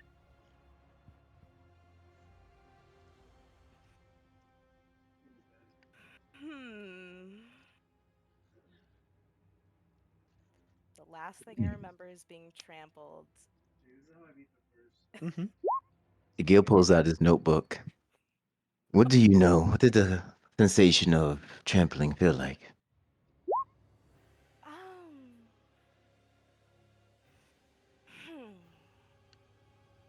Well, first I felt the hard outer wall of the hoof break into my skin, and then the force of it started being distributed over my body, and that kind of repeated itself until I felt like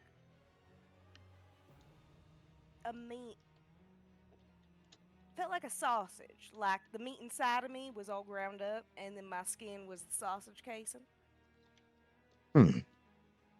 Interesting. Thank you for your assistance in my research.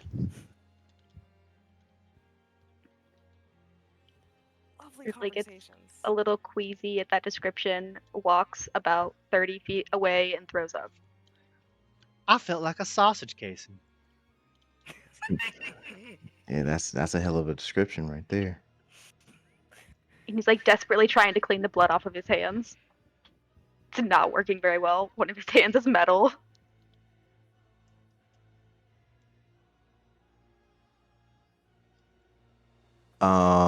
So the spell that you have active on the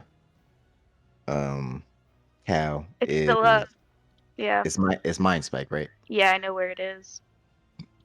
Okay. Cool. Well, I wasn't expecting any quadrupedal creatures to be what do us in, but that was quite close, I must admit. I'm very sorry. I didn't expect it to be that bad. Also, I didn't expect to be the ruler of a bunch of pansies. I apologize. I would only expect so much.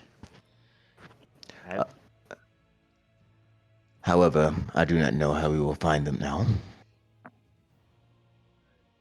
Ripley will stagger back over. It's that way.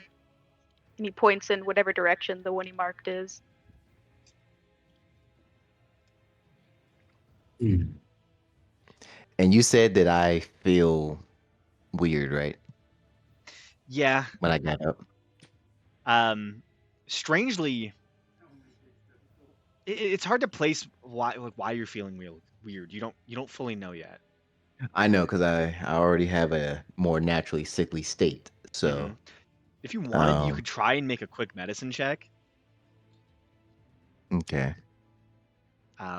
Just to try and determine like what's I going think on. primarily if I had that sensation and I saw what happened to the cow, I feel like that would be kind of the thing that would spur him to be like, maybe I should check myself over one time. Normal. Oh, nice. 26. You start to like think back on like why do you feel so weird? and then it hits you, it's because you're not cold at all. You can feel the gusts of wind, but to you it feels like a warm summer breeze. It's almost as if you don't feel a cold sensation anymore. Just cold specifically. Yeah, you feel nothing. Like you don't feel cold at all.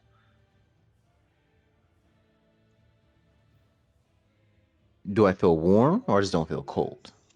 You just don't feel cold. It just yeah, it's just a weird feeling, which is why like you didn't know why you felt weird, but you just yeah. I look back at the cow that Atlas killed.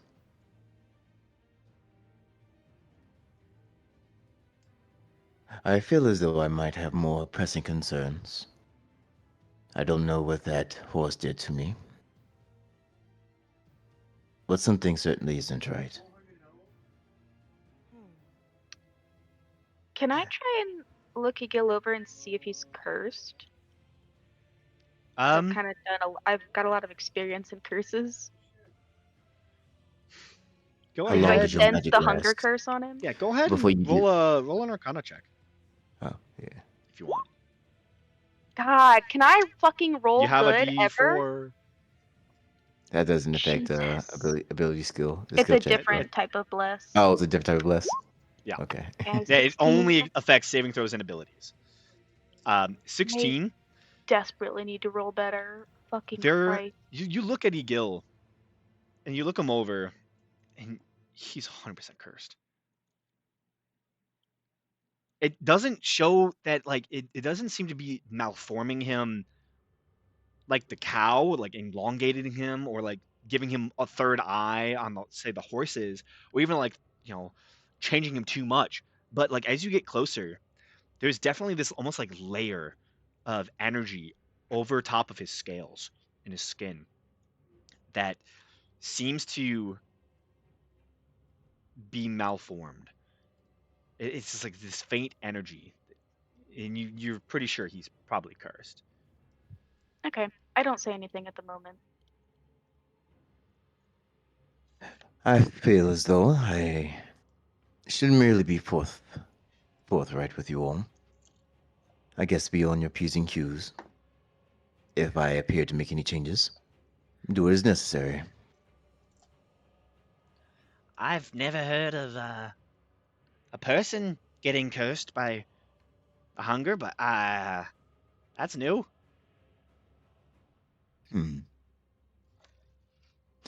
I'll have to continue to do my own research on myself, apparently. While Yeah. they're talking, can I cast Cure Wounds on myself? Okay. I imagine I'm not doing Yeah. so hot, like at about a 1. Probably. Oh yeah, I wanted to. I don't know if this is something I'd be able to discern at all. I'm not a cleric or anything. Did my healing word? Is that what brought Asenath back,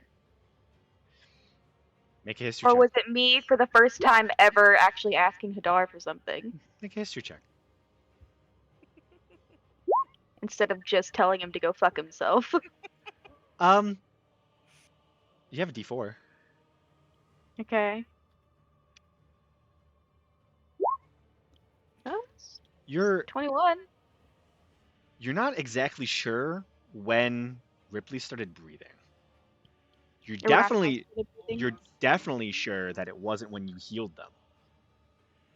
Also, you feel like it wasn't when you asked Hadar to do something either. Okay. What the hell is going on? That's probably for the best. I don't want to owe him any favors. I love the out of context. What the hell is going on? Am I right? That's what Ripley wants to know. What the hell is going on? Timing is perfect on that. Ripley has the same thoughts as your brother, Dustin. Wait, what did my brother say? He said, "What the hell's What going is on?" going on? I didn't even hear him. Yeah, I don't know what the hell's going on either. Who's winning, Devin?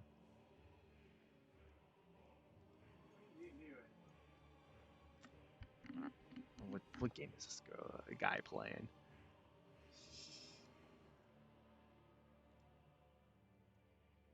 Oh, he's just sharing a screen. Interesting. Anyways, back to D&D. So you're tracking down the orcs. Yep. Okay. Yeah, With I know where it advantage, is. just roll a survival check, please. With advantage. Who has the highest? Oh, I think I would be yeah, rolling it since I know it where was it is. for Oh. Ripley. Oh, well, Yeah. Ripley. Oh. With that, you're able to easily find the orcs about a half mile upfield. They at this point believe they were not in danger anymore, so they've kind of like lessened their guard. If you all wished to have a concentrated attack, it would be fairly easy to do so. You can easily there's no threats, there's no time limit. You can easily plan an ambush and successfully initiate it.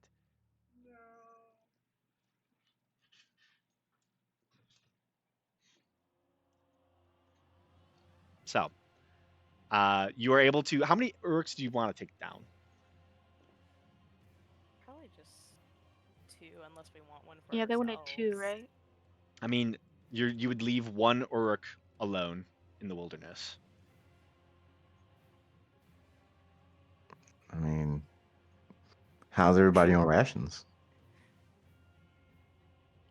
The good For question. the next, like, I'm not terrible. I think I'm at You could probably 7. sell the horns and stuff in town. Yeah, we can try and sell some of the stuff in Yeah. town. Yeah, just kill them all. Okay. Okay. To kill them all, If we leave one alone, it's gonna die anyway. easy. Motherfucker was like, we don't want the meat to be wasted, and we're like, we just came out of a horrible experience. We're killing them all. Yeah. So you kill all of the orcs. If you wish, you can add, because the crows aren't going to need the horns or anything like that. You can add 3 pairs of orc horns. Add that onto the survival check. Should be pretty easy.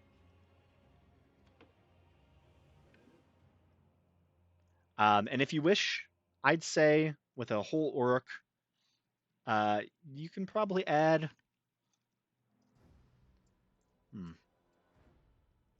Say 6 days worth of food. Per To a person? rations. Per person, I was just gonna give 6 to Asenath only, but per person, I'd say probably. I was just saying, like, was that 6 days, like, if it was. Actually, So essentially, it's like 6 rations. I'll give 2 to each of you. Makes more sense. Oh no, if she doesn't share, she doesn't share. I don't really care. It's just I was just Share curious. food. I was just curious on the Food number. is- Food is slightly less important to me than having people to keep me from dying. Hey. And anyone can have my rations. Oh yeah. Asenath can have the extra ones. Perfect. So I get 4. Yeah. So yeah, you get the meat, you get the horns. The ravens go buck wild and begin diving into their meals. They're able to Grim get kind at of the like. meat okay? Hmm? They're able to get at the meat okay? Oh yeah, they're fine. It's really just once they're not alive that they're they're easy pickings. When they're alive, they're just they don't want to. They don't want to die. Yeah. I feel like I While have too many they're rations. butchering and then the birds are eating, can I take a short rest? Yeah. Because Ripley doesn't participate in the butchering ever. Mm-hmm. Right, I need to heal up. I I'm I feel hurt. like I should. Did we no, cause we just left place. So no, I guess I should be at 12. I should have less.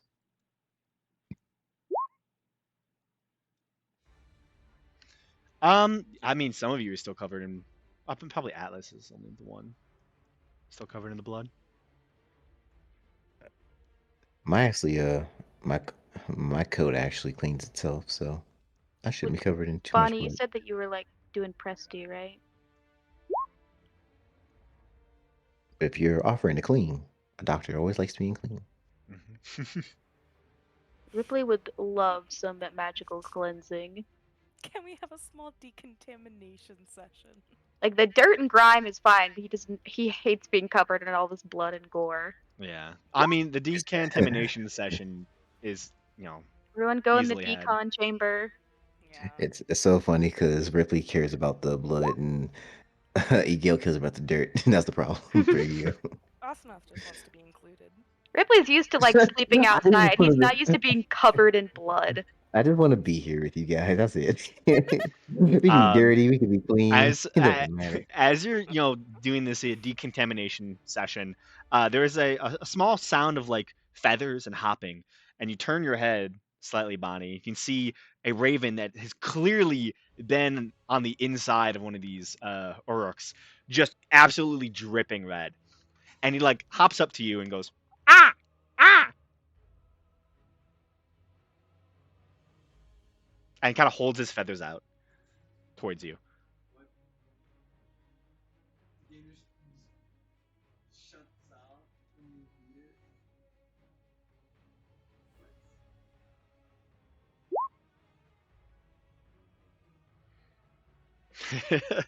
Yeah.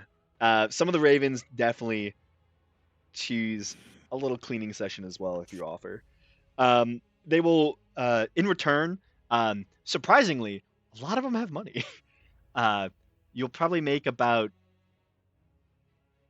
Let me see. I'll roll out of a D100 because there's 100 ravens. You make 49 silver pieces. Damn, these ravens are loaded. Ravens pick up a lot of shit. I guess I did give the leader a gold piece, so Mm-hmm. It seems they have a lot more money than you would expect. where are they keeping it?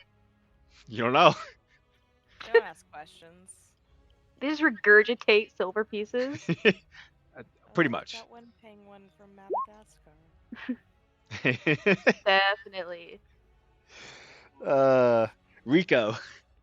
Yeah, these are all Rico birds for I sure. wanted to say Richard. They so throw up bad. sticks of Richard. dynamite. If they had named the penguin from Madagascar Richard, I think I would have never watched that show. I mean, valid. That wouldn't have worked at all. Yeah, there is a very good reason they did not name him Richard.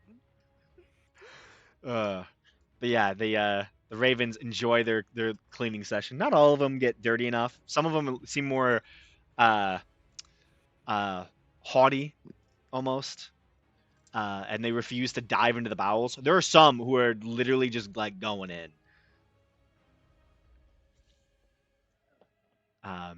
But yeah, you have a nice long rest, short rest, I should say. And at the end of it, there is 2 pretty empty carcasses, and one that is, dissected by all of you, where only the true stuff is taken.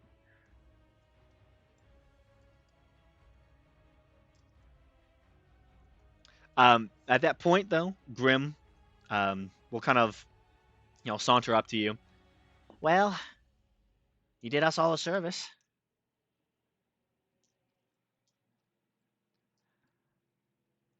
I'll follow you the rest of the way.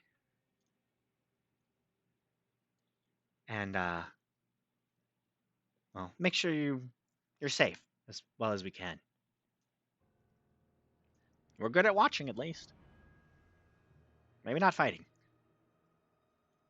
There is one thing that is very particular or important for you to keep an eye on for us. Yes? Do you know of the paladins that hail from? It's the Empire. No, the City of Glass, Empire of Glass. Empire of Glass. Yeah, The village of glass. the Village of Glass. You know that The- town, the town center of Glass. Yeah, The Hamlet of Glass, yes. Yeah, exactly. Have you seen the paladins that resided in the area? I saw some of them moving, where you all came from. Hmm. We've dealt with those. Just in general, if you see any of those are our most pressing matter. All good. When they were going north, they were really, really shiny, and I won't lie, I had to send some of my, you know, unkindness in to do some stealth reconnaissance, some stealth missions. Some would say. Um, all to say, long story short, I shat in some of their money bags and stole some of their money. So I got you. Then seems we're already off to a good start. We'll keep an eye out for you. So, with that, you all continue your journey towards the town. As we're walking, I'm gonna try to. Where's a Gil in the group? Like, is he towards the front or the back? Um, where did Gilby at in the marching order? I suppose he would be more towards the front, I think. Okay. Ripley's just gonna try to like get up next to him and speak very quietly. Um, I can sense this sort of film over you. Think whatever happened is some type of curse. I have a bit of experience with those, but not with breaking them, fortunately. But I just thought you should know.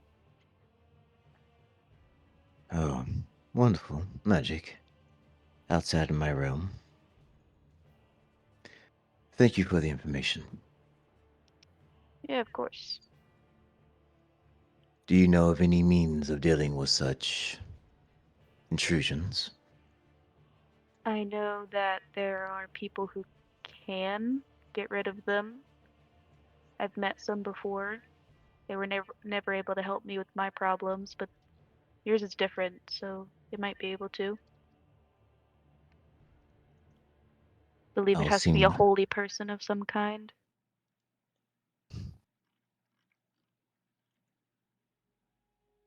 Then I guess I will have to meet at a church of some sort.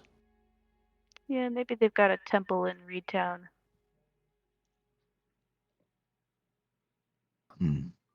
Again, thank you for the information. Yeah, you're welcome.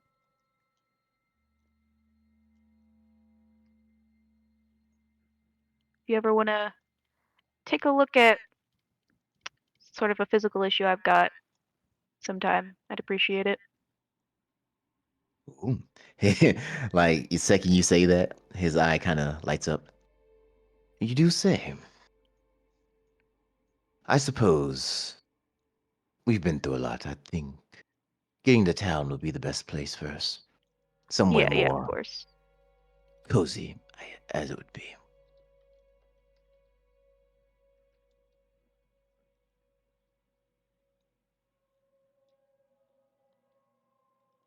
Okay. So, any other conversations during the travels?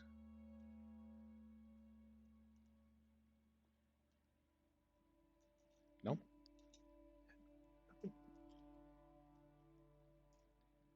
Okay. Over the course of the remainder of your day, you are able to travel a pretty decent distance. The low-lying, somewhat fast-moving river begins to expand. It seems to empty into what looks to be a massive lake that seems to have just been this ancient carved piece in the landscape. Um, you can see it's not really that deep close to you. It seems like it was probably just flooding that has caused it to rise up, and you can see almost a field of reeds, maybe a good half mile into the lake, until it seems to just drop off, from what you can tell, um, giving probably the credence of the city or the town of Reedtown being aforementionedly named.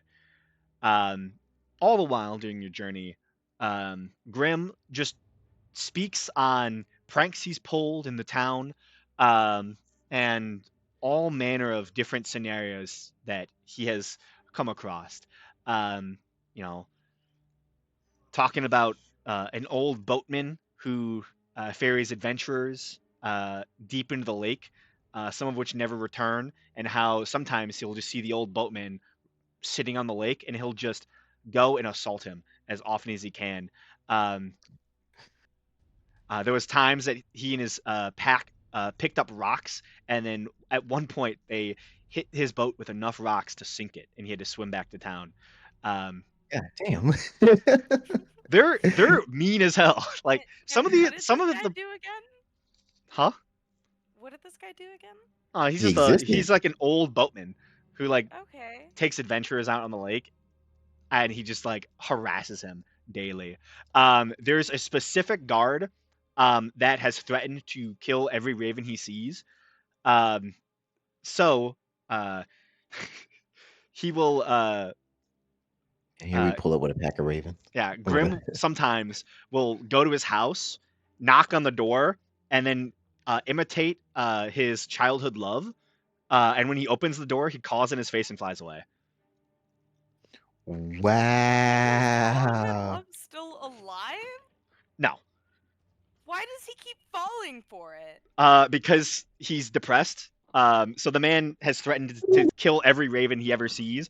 But you know, Grim's pretty fast, and he has scouts looking into the window and ready to tell him if he has a weapon, which has happened a few times. Psychological warfare. Oh yeah, they're Yeah. yeah, they're I was gonna terrorists. say, do you want us to kill that guy for you? But I don't think that is.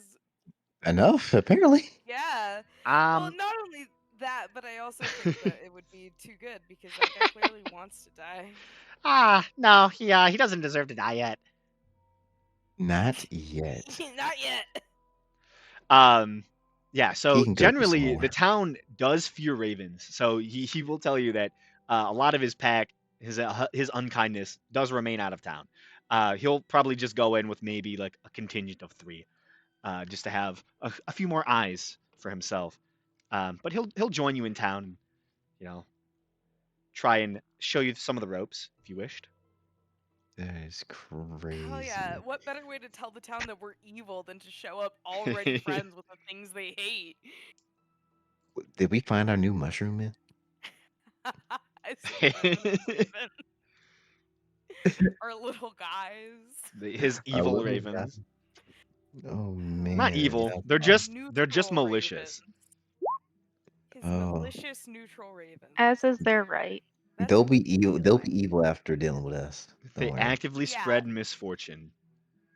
We will reward the evil. Exactly.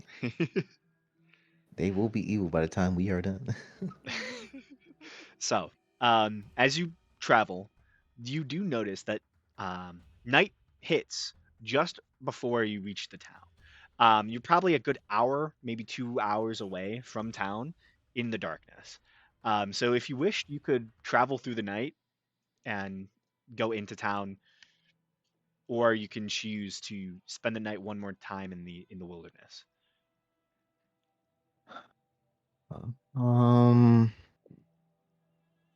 We might as well just go the extra hour. Oh yeah. Oh yeah. Is it an hour? Yeah. Might as well. It'll probably be closer to like an hour and a half, hour 45. I mean, yeah. I mean, Should be Still fine. better than 8. and then we have to set up camp. Then we got to take down camp. Yeah. This is walking. This is making. Yeah. Okay. Alternatively, we might have to deal with guards that are like, oh my god, you're evil apparitions. If they make that assumption, I'm calling racism.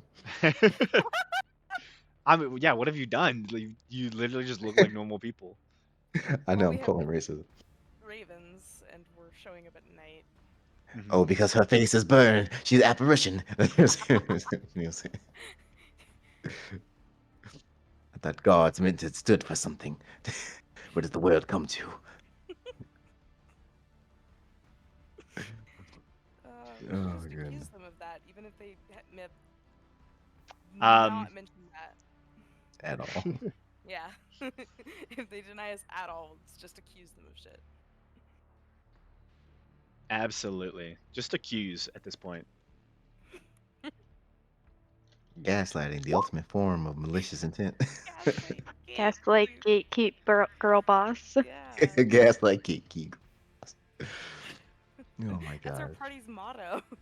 Gaslight gatekeep girl boss bet. So yeah, so you travel through the night, heading closer and closer to town. You begin to see soft lights spreading up from what looks to be a small little village on the edge of the reeds here. You can see what looks to be a couple larger docks where a lot of the reeds have been cut away, and you can see small little fishing vessels have been tied up for the night. You can see um, like a main road kind of cuts through the town that is the width of like the main thoroughfare. It almost appears that the town was built around the road, that the road was probably here before anything else was. And they've just formed like a little fishing life out here. There's only a handful of houses, not really the largest population. If you had to guess, there's maybe a good couple hundred people. Um, Slightly bigger than Bitterwood, but by like a house. Um, you do see there is one larger structure off near the lakeside that Grim will tell you that is the inn. Owner's pretty nice. It'd be probably the best place for you all to sleep. I'll stay outside. Um, if you open a window, I'll head on in and sleep with y'all if you might. Oh, give me one sec. And he flies off slightly, and you see his white wings, his red tail feathers go off into the distance, and you can see someone working late into the night on their house. And you see they're up on a ladder, and they begin to get down, and suddenly you watch as part of the ladder rung breaks and snaps, and he slides down partially, almost hurting himself. And there is just like this this very, very distant, quiet.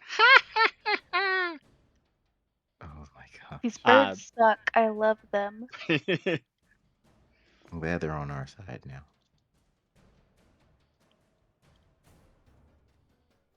This is We've amazing. endeared ourselves to them.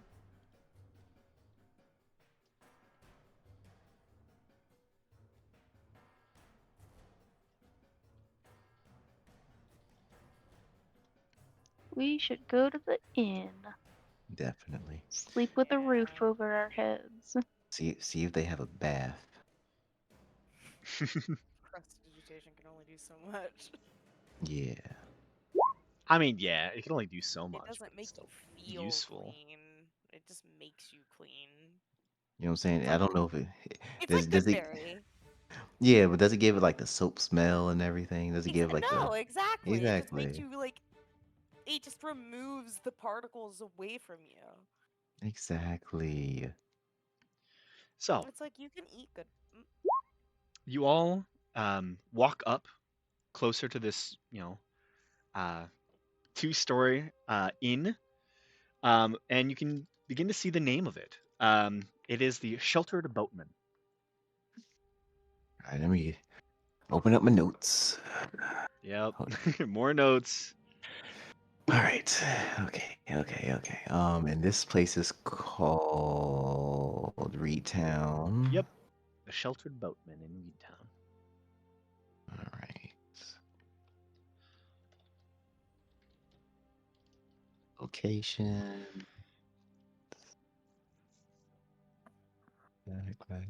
Back.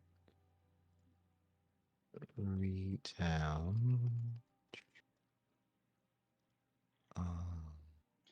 So Building. you all walk in through the double doors and walk into a low-ceilinged establishment. Ceiling itself is only about 7 feet tall. Definitely not built for comfort, but built for utility to keep the building as tight as possible, cheap as and easy to build as possible. You can see there's a bunch of small pillars throughout the room that probably keep the second floor stable. Uh, there's a pretty long bar where there's maybe about 7, 8 seats. It's not the biggest you've ever seen, but it's not bad. Um, few side tables that sit 2 people, 4 people, and there's one large table in the center that seems built as a place for bigger gatherings, but there's not a lot of seating here. It's a fairly smaller bar. Um, there's a staircase off to the right side that seems to lead up, um, and it seems to have used all the space to the best of its ability. Standing behind the bar is a human man. The doorway itself is it's probably honestly I'd put it at like 6'10", just about 2 inches short of the actual ceiling height.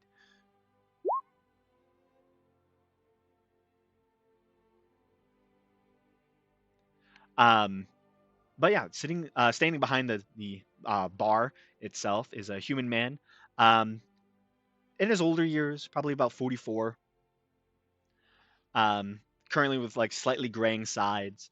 He has a black goatee and a black mustache, but no other section of his face seems to be able to grow facial hair. Um, he has these pretty bright blue eyes. You can see he's currently cleaning a small glass in his hand. Sitting across from him is a old looking man, probably in his like late 70s. But he still looks strong and able bodied, as if he does a lot of manual labor. And he currently has 2 hands on his cup and is softly slipping it. He has liver spots and missing hair that is deeply grayed. He just looks old. Um, and, you know, like he's not the handsomest. There's probably about 3 other people. 2 people sitting together at a table, just chit chatting, and then one other person in the back of the room who just seems to be almost sleeping in their cup. The 2 people kind of look over at the table and begin to stare at all of you as you enter in. And the old man does this very very slow turn on his swivel chair, facing all of you, and his eyes are wide and uh, he looks even more disheveled. But the bartender greets you. Howdy.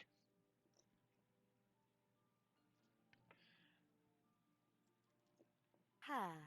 Welcome to Um, the Sheltered Boatman. What can I get you? we were hoping for a meal in a room. Meal in a room. I can do it for all of you. Yes, please. My largest room, I can probably fit 3 of you. All right. And how many rooms do you have available? Right now, I got 4. Okay. How many rooms will it take to fit us? My largest room can fit 3 of you. I can fit all of you in 2 rooms. 2 rooms. All right. Now, how much would that cost? Uh, 5 of you and food, 2 gold pieces. Perfect. And I will hand over 2 gold pieces. Thank you. I'll go get the beds made and shift it around a bit. Edmund, don't you do fucking anything. He points to the old man, begins to walk up the stairs. You all, sit down at the bar, take a load off, as this old man who is like gone back and swiveled, facing, where the bar is. You see his head turn slowly towards all of you. Oh yeah, if you want to insight the worth, you can. See if they're getting over on us. 10? It's not the cheapest.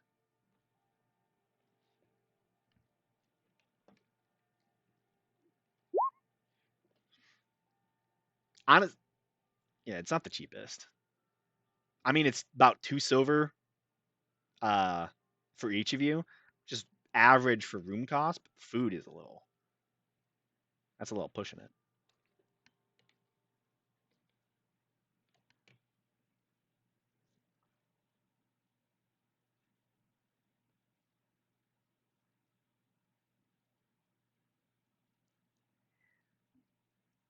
But yeah, the old man kind of does, slight turn his head really, really slowly and begins looking all of you up and down. Very, like, obvious.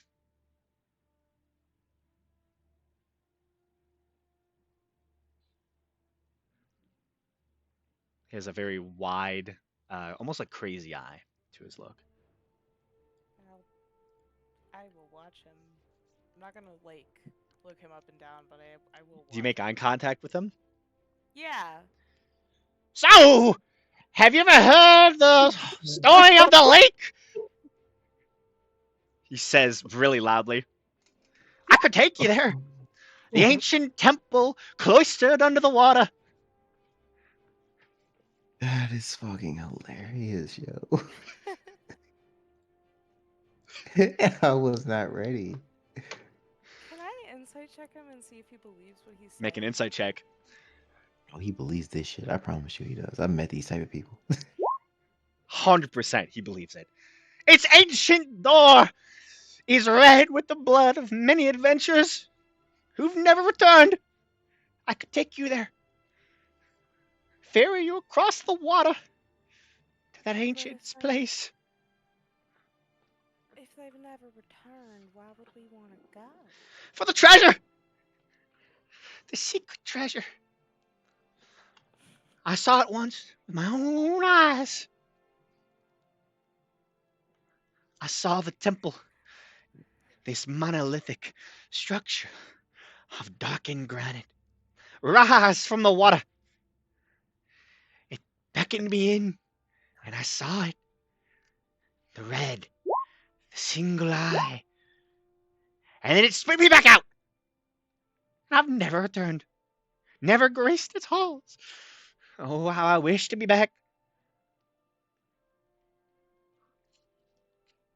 I could take you there. What? 3 silver pieces for all of you. I'll ferry you into the lake. Is this the boatman that I mean, it sounds like it. You see, he licks his lips that are just from the beginning of speaking, they're already dry, and he like softly takes a big drink of his cup, and his eyes kind of go a little loopy for a moment.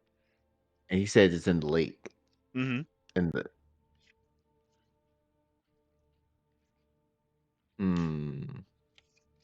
Sorry, I was gone for a second. What's in the lake?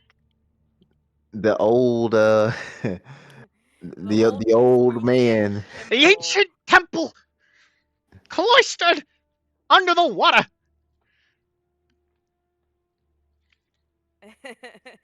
Now, okay, now And there was a large red eye. can I is there any check that I can make to see if what he's saying lines up with any form of history Make or a like history check. Yeah. Do you want to hold my doll? who, me? Yeah. Are you Oh. offering? You're No, offering. It's mine. Yeah, it is yours. I You forgot it could was a you human. could try and use the doll. Yeah. You do your thing. I'm gonna lift the doll to my ear.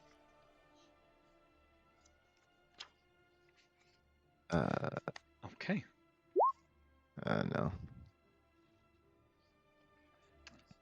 Give What me a check am I second. making? It's a history. Mm-hmm. Let me reread the Telltale Heart shit. I think it's just advantage. Where did the telltale? Oh, there it is. Yeah. An intelligence ability check while holding the stone. You can listen to it, gaining unusual insight or access to esoteric lore. If you do so, you gain advantage on that intelligence check. The Telltale Heart can't be used in this way again. Yeah, so you have advantage if you want to make an intelligence. Insight. Or not insight. History check. I was gonna say insight is. Yeah, not no. Any intelligence check, basically. I did better than Eagle. The voice of your porcelain doll whispers in your ear.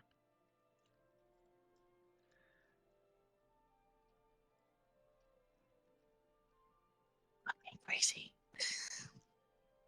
Just says, "I love you." I love you. Trying to think of what it would say exactly. Take a load of this guy. He's fucking nuts. They say he first went crazy when his wife left him. The second time was when he found the temple. Mm. Mm. That's interesting. Write that down. When his They wife say died or left him? left him. Maybe she left him because he's insane. Well, they said the doll said he first went crazy when she left. Hmm. I don't know if I trust a doll. Well, Osnoth. Well, this is all information for Osnoth, so it depends on what she's. True. she's None of us Um, know what this doll's saying. While this conversation is happening, also, Egil, you have no clue. Like it, Oh yeah. like there's secret things in the world. You've never heard of this town or lake having a temple in it. You've barely known this town. It's hard to, Exactly. yeah, it's hard to know. Also, while this conversation is happening, there is like the sound of like things being moved upstairs. Like you hear like something is heavy is being pushed essentially. Over the course of the conversation. Hmm.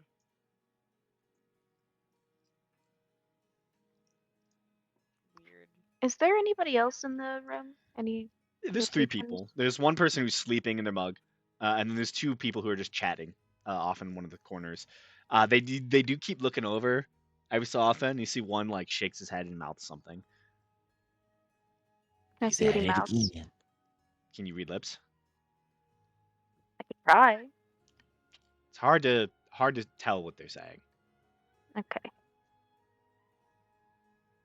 Hmm.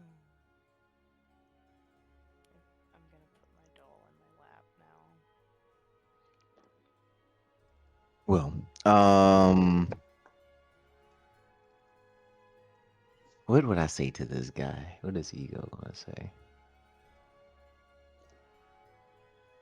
If you can't think of anything, do I have permission to derail this conversation with this guy? Go have at it. Yeah, Osnoth will put the doll back on her lap and say, "And did you find this temple before or after your wife left you?" Oh my god. Uh, uh,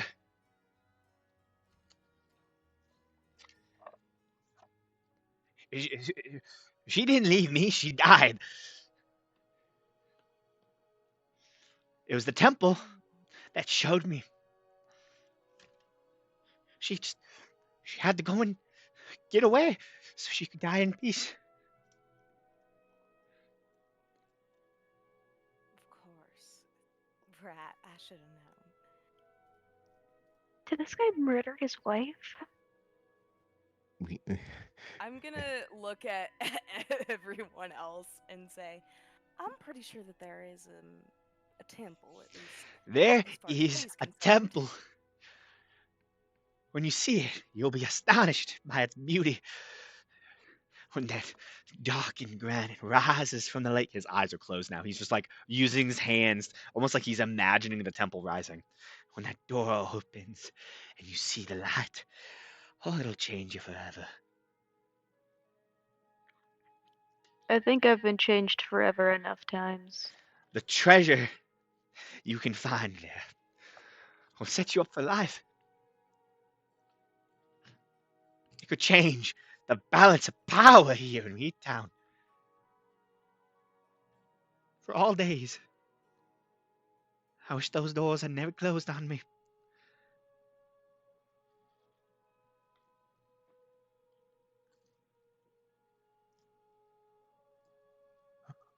Hmm. I look at Osnoth, and you say the temple is more or less probably real.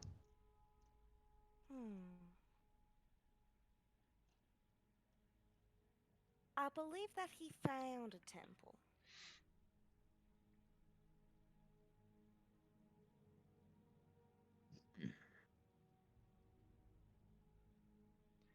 I can show you 2 silver pieces. I'll show all of you. I'll take you out on the lake tomorrow. How about it? Okay. Let me. All right. First things first. All right. All right. So I'm looking at the to-do list. We fed Grimm's unkindness. Boom. Atlas wants to go to Broken Bridge. That's going to be later. We are heading to Clash. Yes. Bonnie also needs to go to Broken Bridge.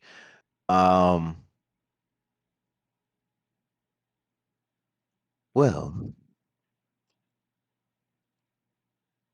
even if we take him up on his offer and we don't find it, could you ferry us the rest of the way across the lake?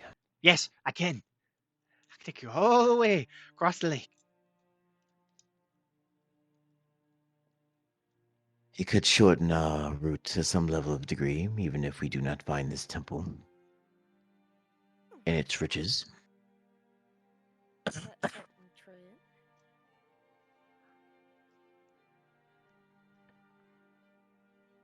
There's a set of heavy footfalls come down the stairs. Okay, you're up. Edmund, did you talk to them? You see the bartender walks back up, puts a hand on Edmund's shoulder. Look me in the eyes. Did you talk to them? I just Edmund, go out, shoo, and he like picks Edmund up slightly, and you see Edmund is shuffled out the door. The door slams shut. God damn. I'm sorry if he was telling you about some weird shit. He does that to any new people in town. Well, we also know he has a ferry, and we would like to go across the water. Ferry? You mean a leaky old boat that he sleeps in? Yeah, he has that. Hmm. Better than no boat. I It's guess. preferred. Personally, I'd rather swim.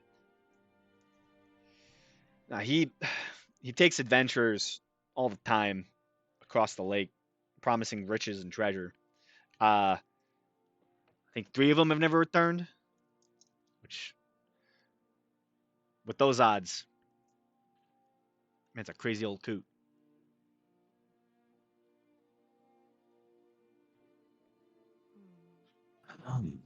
What about the ones that did return? Well, he's been cleared of all wrongdoing at the very least. No one's ever blamed him for it, so can't have him arrested or anything. They just claim What something have happened. what have the ones that have returned said? They tried going underwater, cast some water breathing spells. Something always fucks up, goes wrong. They always die. Hmm. Half of them go mad. Mad how? Crazy. Claiming weird shit.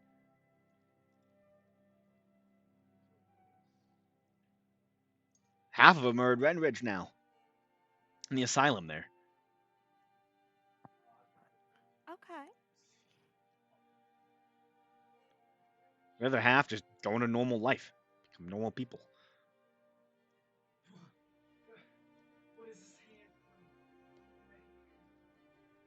I don't know. Hmm.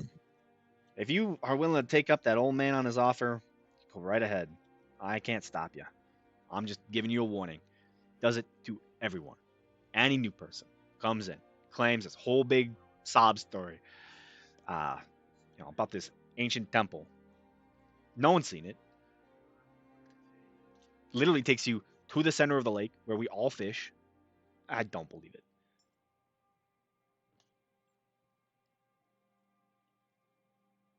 Well, my issue isn't even really so much with the ability of finding a temple. Like I said, shortening our distance across the water on our way to Clash. Uh, is much more prevalent for us. But I suppose if we find a treasure in a tomb of some sorts is just a matter of a bonus, as they say. well, I'm not gonna stop you. Now, I am not 100% sold. However, Uh, options. you can try to ask him the fisherman. Tomorrow is supposed to be a big catch day. I doubt they're gonna be able to house more than, well, all of you on a boat. Oh, actually, your best bet might be that old man, but you can ask around for sure. Most of them are sleeping now. I'd wait till the morning. Thank Y'all, you for the information. anytime. Paying customers. Y'all need any food? Sure. What is it that you offer? Got some meats I can cook up for you. Some potatoes. Um, got a shipment of asparagus in as well. Stuff's pretty good. Does there happen to be a bath in town? I can draw one for you. That would be wonderful. Yeah. Don't worry about the pricing for it. Throw it into the meal.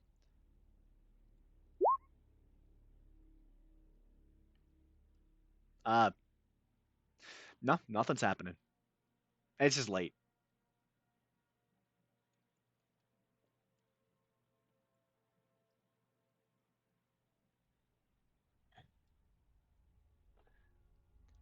If you're asking about the pricing, I upcharged you because I had to turn a couple single rooms into double.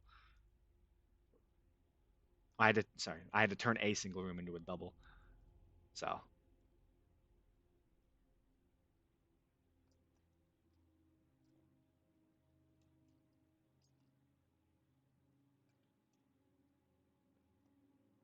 also, I'm here by myself, so it's not no hope.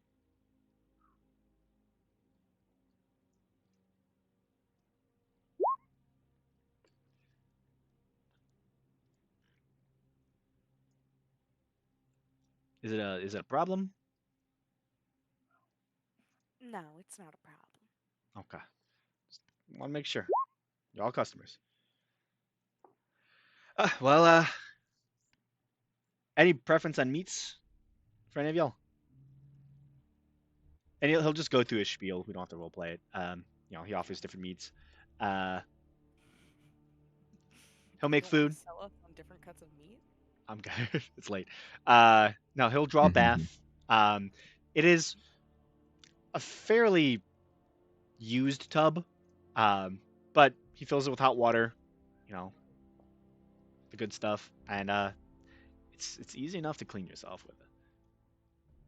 Good. And it yields a very thorough clean. Hmm. The Is my rooms are pretty small. Definitely it was definitely a double room and a single room that he just combined. Uh, you know, a single bed into the single room, and then put another single bed in the double room. So they're both pretty tight, honestly. okay. Um, the food, it's not bad. Yeah, it's not nothing special. It's definitely rustic cooking. Um, could have probably cleaned his pan a little bit better between the meals that he cooked, but what's a man to do? Some of them are a little burnt.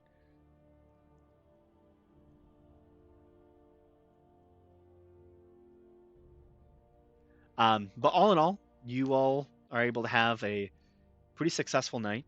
If you choose to open any of the windows, uh, you know, Grim and his Oh, 3 other yeah. ravens will. So when we do that, Hmm.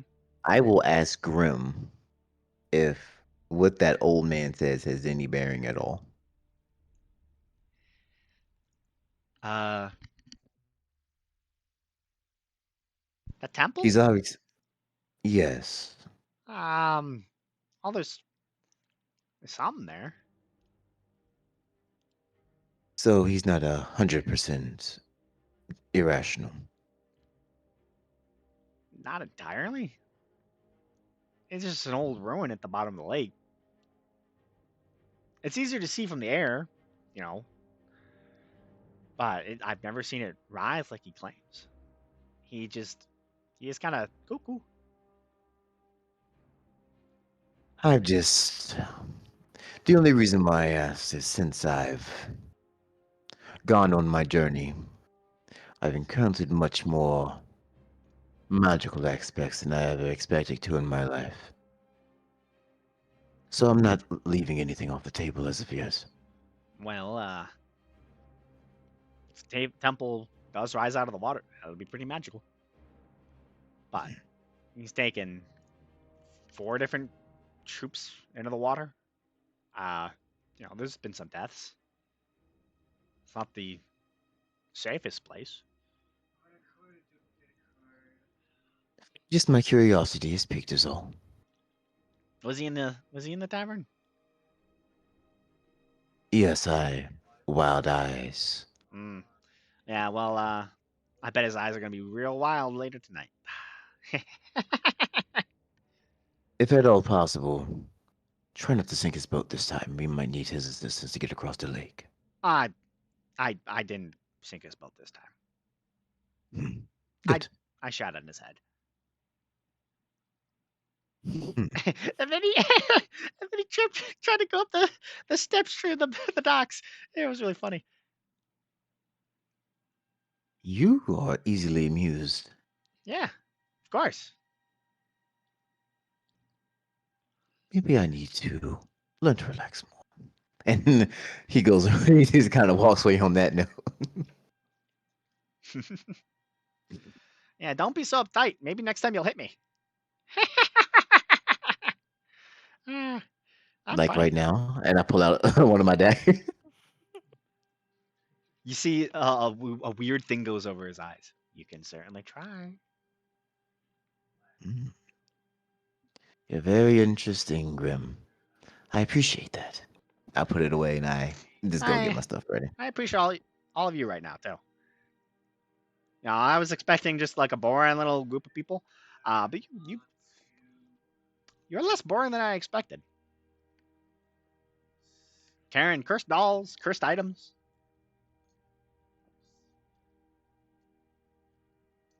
I love to see it. We love to be it. Who is in Love your to be room, it.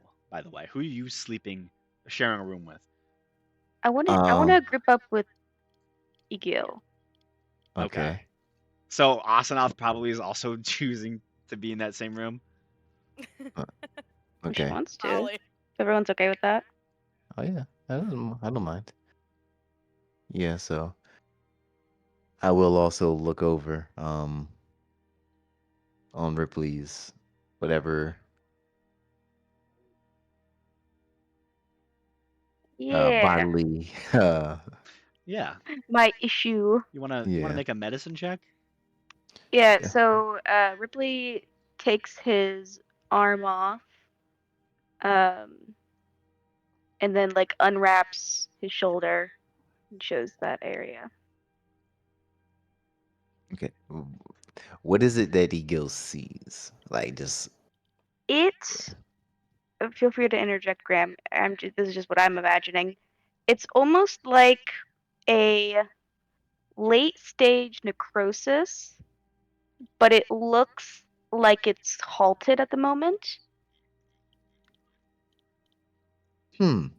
Like necrosis, but it's not spreading. Is it discolored in any way? Definitely discolored. Like Black? yeah, like black and blue, and looks pretty bad. And it's like right at the shoulder joint, like the whole arm is gone. Yeah. Okay. Egil will look at it and be obviously intrigued. He'll actually show his where his disease is spread across a lot of his chest. It seems we are kind of similar. But yours is much more abrasive. I hope you don't have what I have. No, I was born with this.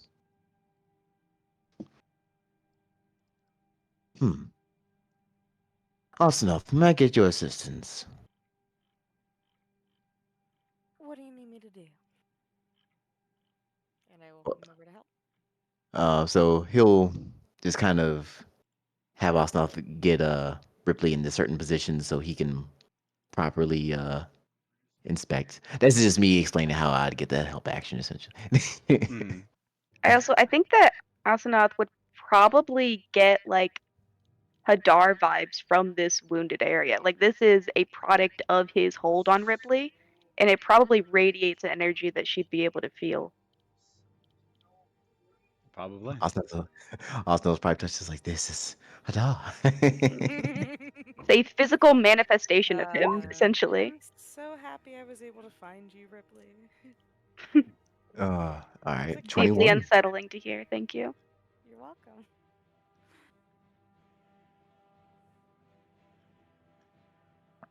Nice up in there in the 20s. Do I still 21. have that bless? Actually, roll d4. Nice. So you have a 20. That's 3. I've rolled ones every time. It's probably good you rolled a 1 because now you have a 20. Oh, never mind then. Yeah, he when his when you threatened to stab him, he baned you. That's funny. But with a 20, which is still pretty good. I mean, yeah, looking over it, it is terrifying. Like the way that this wound was created. Which I need to open up your lore document. Lars, I need to find it. I can send it to you real quick. You might have to. I don't know where I put it. Okay, give me just a second. Oh, I actually hold on. I have it. It actually, the link to it is in my character sheet in Roll20. Yeah. In the character backstory, that Google Docs link will take you to it. Mm-hmm. I forgot I put it in there just so that you have that for handiness.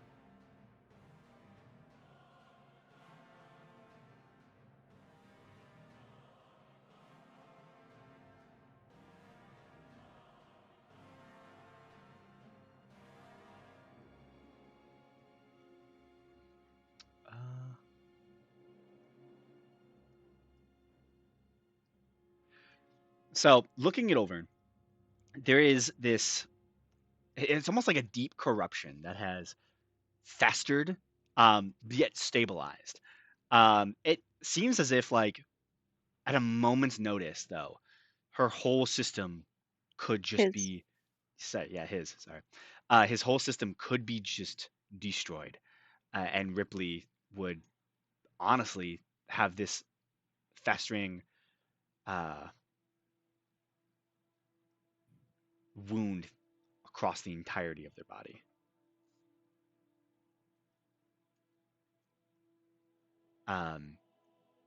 Yeah, honestly, looking at the wound itself, it was almost as if it died from inside.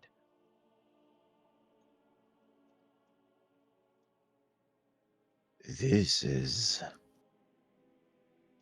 certainly a sight. That's always when I want to hear from a medical professional. So, do you want... I suppose you want me to give it to you straight, as they say? Yeah, no use in sugarcoating it. The fact that you're not already dead is quite astounding. Thanks. I'm going to assume this has to do with... And he kind of looks at the staff. Yeah, from what I've sort of figured out, when I don't do what he wants, gets worse. So, what I can tell you on a physiological level is it shuts down the areas of the body that it spreads to. Currently being at your shoulder, if it were to spread any closer to your chest, your heart would immediately stop. Now, as far as the arcane goes, outside of my expertise, but I would suggest you continue doing what he wants until you can find an alternative method. Yeah, I assumed it'd be about that.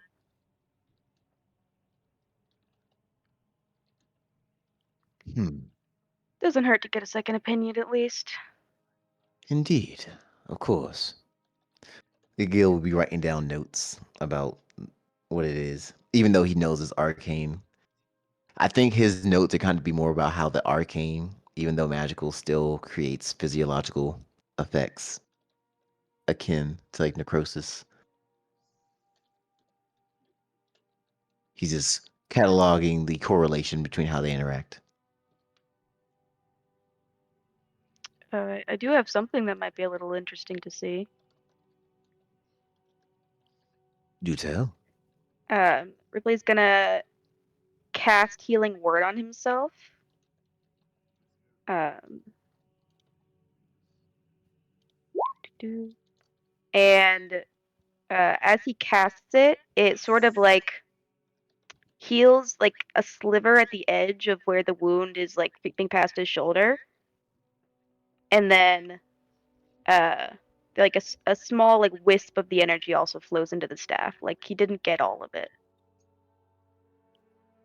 but like whatever he does get healed, it sort of keeps this thing at bay. Hmm.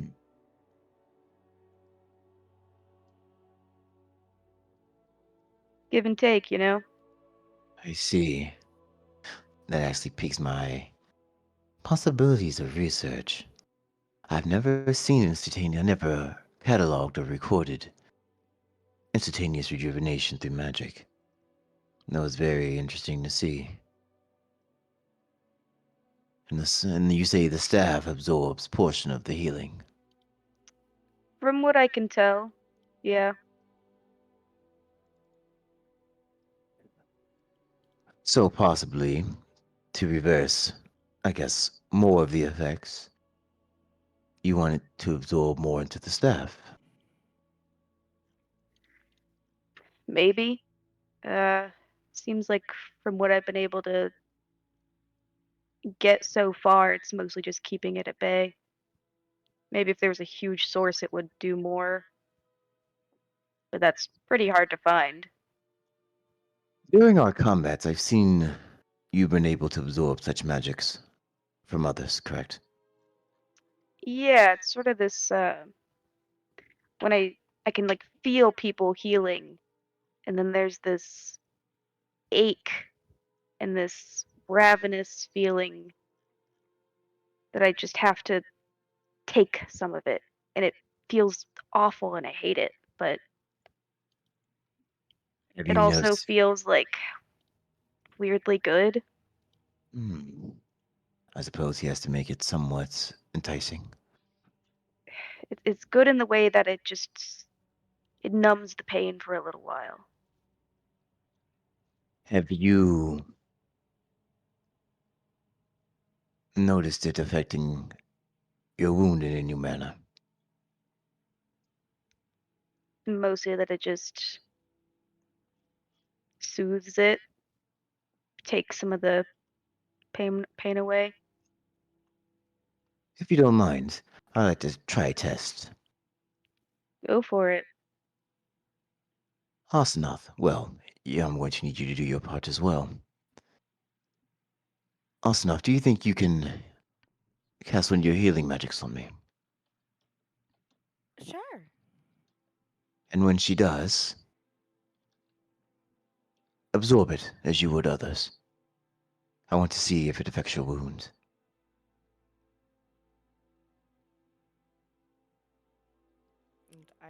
there's a second level spell slot to cast Cure Wounds on Egil. Okay.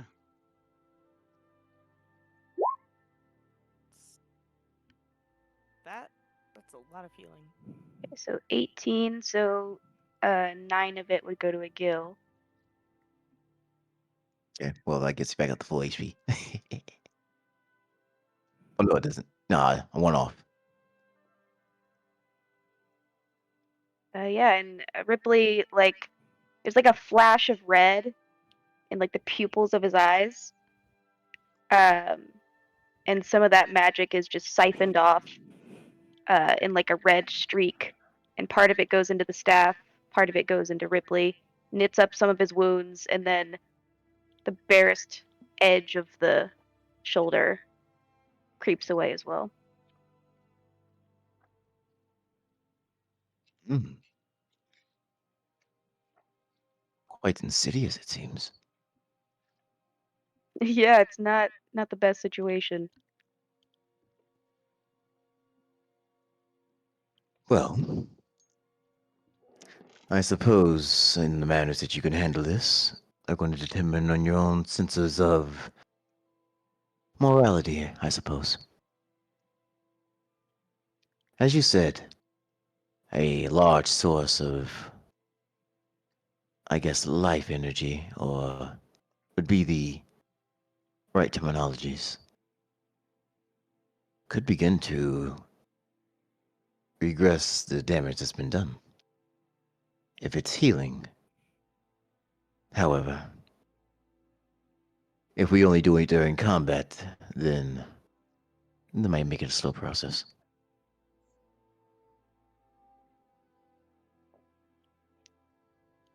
Yeah, I've been able to sustain it for the most part, just in my travels. It doesn't get worse like immediately. I got a little bit of leeway with it at least. But Well, Hadar is not exactly a gracious patron whenever he doesn't get what he wants.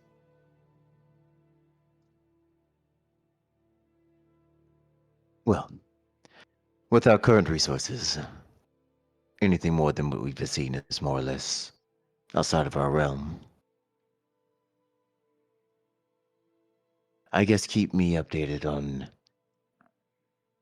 any changes, and we will create new hypotheses and test them accordingly. Sure. Hmm. Most interesting indeed. Okay.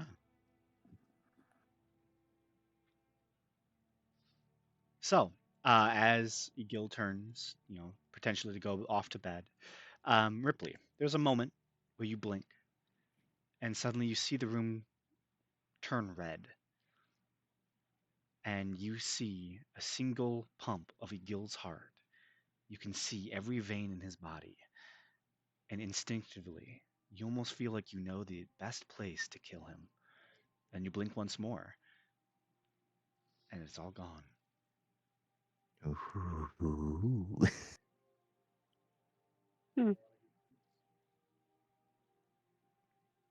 Okay. I'm just gonna take out my broken arrow and just kind of fiddle with it for a bit Mm-hmm. as I think about that. Any other things over the course of the night? Or do you all take a nice long rest? I think I am ready to take a nice Bonnie long has rest. something. Oh, Bonnie. Let's see what Bonnie Bonnie got. does rest. Let's see what Bonnie does. What's going on in the other room while this happens? Right. What are Bonnie, Clay, and Atlas up to? Right, because Bonnie and Atlas knew each other. Or at least these came from the same town. Yeah, They did, yeah. The medical exam going on in one room where the results are not great. we're just learning about Maybe- Eldritch Horrors. Maybe the other room's having more success. Bidward has to stay together,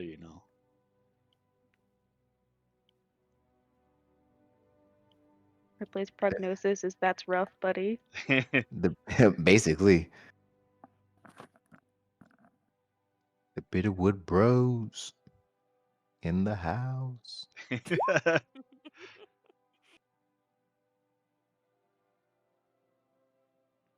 Atlas is in your room. Yeah, I believe that's how you spell Atlas. Like the guy who holds up the world or a map. Yeah.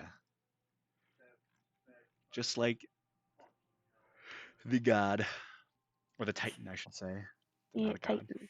The Titan or the piece of paper, you know? Who could say? Wild that that's the same thing, you know? Well, I'm pretty sure atlases were named after the Titan. Yeah. They were, but still. Imagine being the Titan who holds up the world and your namesake is a map. I mean, so that's very fitting. Yeah. It is! I mean, the mother of monsters, Echidna, has a fucking little rodent named after her. So The best rodent. there's yes. worse things to have named after you. Indeed, indeed. It's true. It can always be worse. Imagine creating every monster ever, and then they name a spiky rodent after you. It's a monster, of course. It's the They heard tale of it. And Yeah. they're like, that's evil. Echidnas are the greatest monster, far surpassing the Hydra and the Chimera. So, Atlas, you respond. Yep. I'll probably just say, feeling, I guess, as well as a dead person could.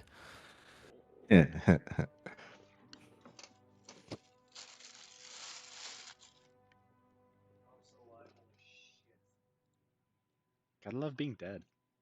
I love being dead, man. Like it really ain't that bad. Nah, not at all. I think it's underrated as hell. Don't gotta eat, don't gotta breathe.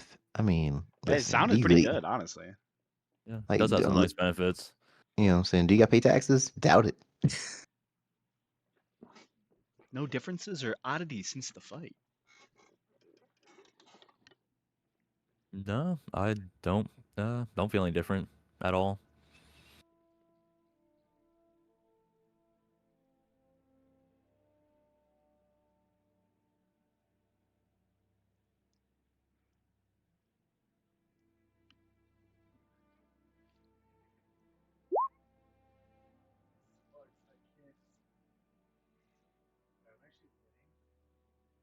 Good, good. Can't be too careful these days.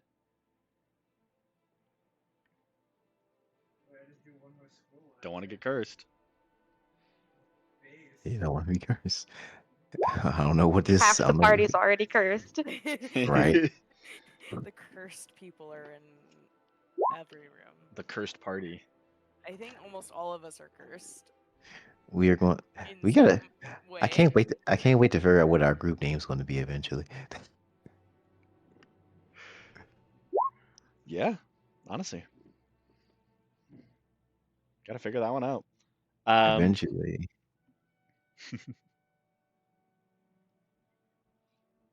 So, Hadar and the homies.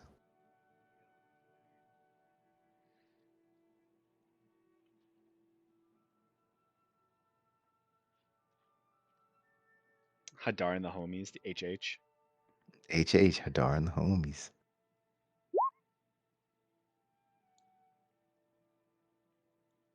Do you sleep? Atlas?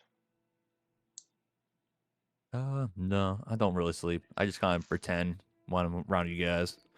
Make it not feel weird. That's so funny. I don't know why. That's kind of pretend. It's kind of wholesome, actually. I do it for the funsies. It just seemed like the right thing to do. I mean, that's what you do in life, right? Yeah. Make it till you make it, baby. If everyone else is doing it, you might as well do it too.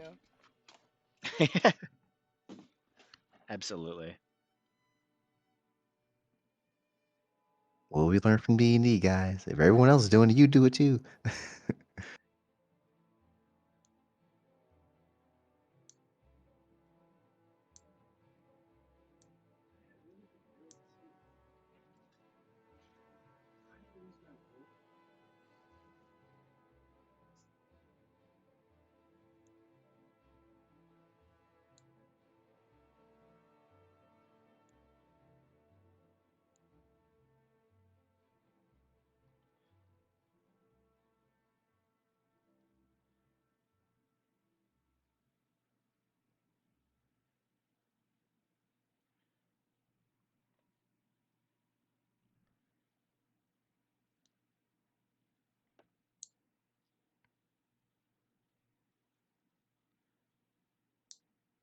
Big typing.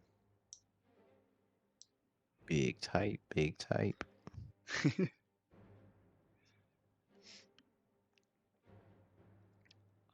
Ignore what I'm doing on your sheet, Egil. Okay, I just have to check something. I wasn't even on it, so. Good. Good. Definitely didn't just peek at your sheet.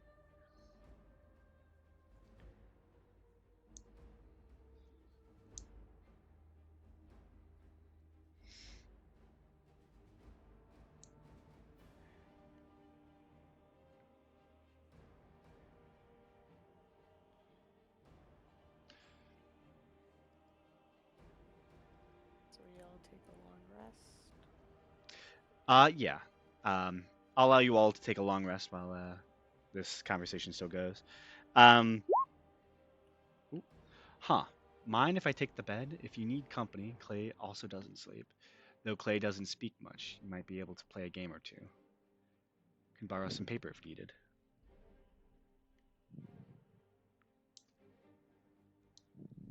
Does Yeah, Atlas want? sure. Bed's all yours, and I guess I'll play some games with Clay. He'll give me something to do at least. What games do you play with Clay? Like what game would you play?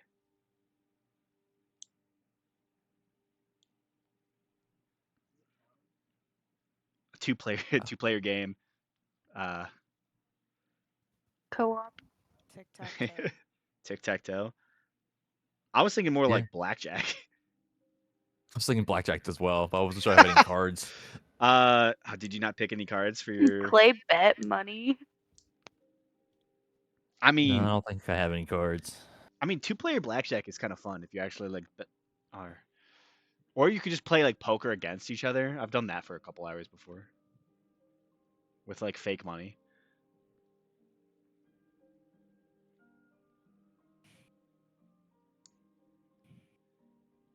I mean, you can make your own cards. Oh, that's true. Yeah, with the paper. Yeah. Do you- Yep, I'll just make a makeshift poker deck or playing cards, and I guess I'll just start playing some blackjack with Clay. Hell yeah. Go ahead. Each of you roll. Each of you roll a d20.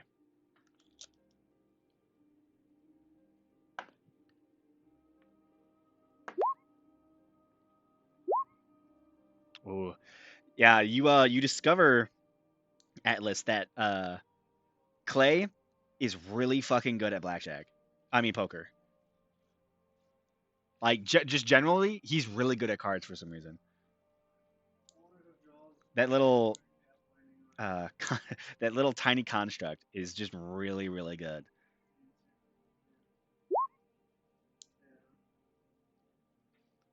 He does have a poker face. Yeah, at some point in the game, you have like the winning hand, like you have like the second highest hand in poker, and then he has the highest hand. Just randomly on like the one game you actually have good luck as well. It's just yeah, it's over for you.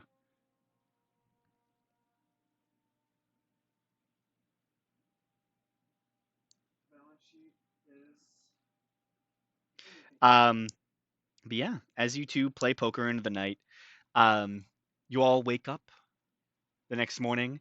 Um, Igil and uh, Ripley, the two of you do notice that you get up, you get ready. Asenath is still asleep. Um, How late is it? I mean, you both have probably been up trying to get ready for the past 20 minutes. But you know, Asanath has to put their armor on. It takes a while, long time, so it's a little weird. I'll Um, try to wake her up. yeah. Yeah, you try to shake her awake. She's still sleeping. I put Breathing? my I put a finger I put 2 fingers to the base of her neck to see if she still has a pulse. There's no pulse. She breathing? There's no She doesn't. pulse. There's no breath. No.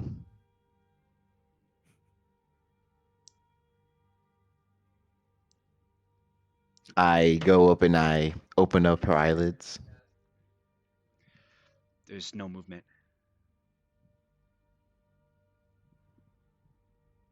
I don't understand. She was fine. Where's her doll? Make a perception check or investigation, either or. Yeah, I'll look around as well. I'll do a perception. Wowzers. Perception. You look for the doll, and you find it embedded in her bag, pretty deep.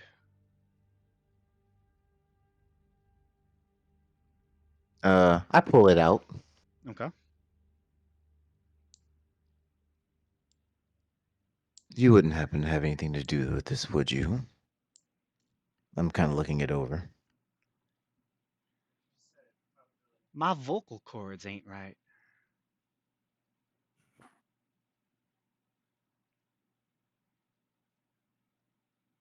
It said it with Asana's voice? Yup.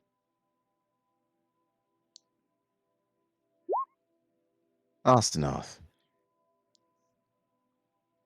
Are you in here?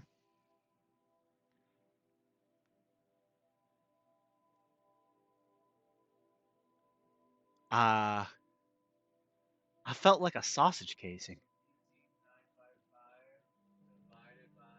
Okay. Okay. It's still repeating her lines. But it has her voice now.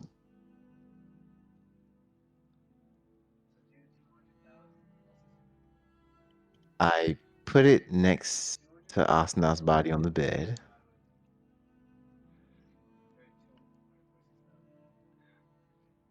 And there are eyes watching us right now.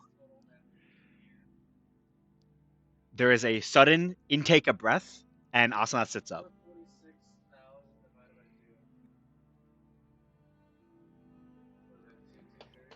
What the fuck?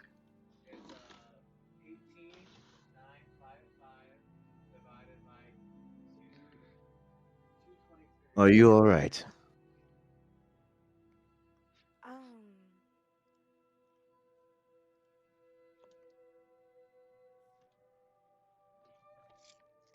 I think so. Did you dream? Did I? Yeah. You had like a very vague recollection of something happening. You can't exactly like say what it was, but Yeah, I had a dream. I don't remember it though. Why? What's the last thing you remember before I tell you? I assume it's just me falling asleep, right? yeah.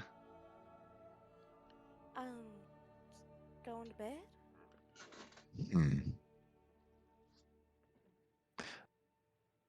I'm not sure what it is, but something is affecting you.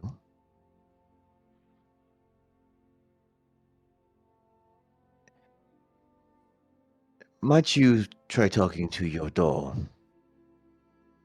I wish to see something.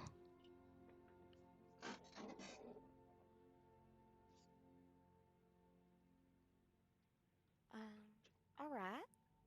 And I will pick my doll up and turn it to face me, and I'll just say, apparently, Egil wants to see something. I don't know what though.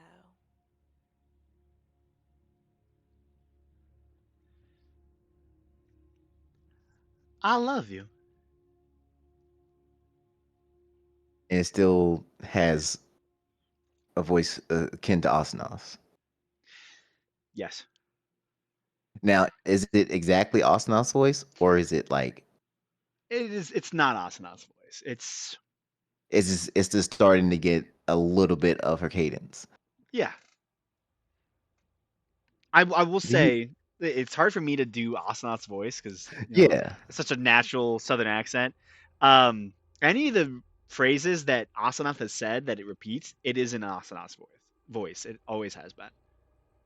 Okay, it always has been.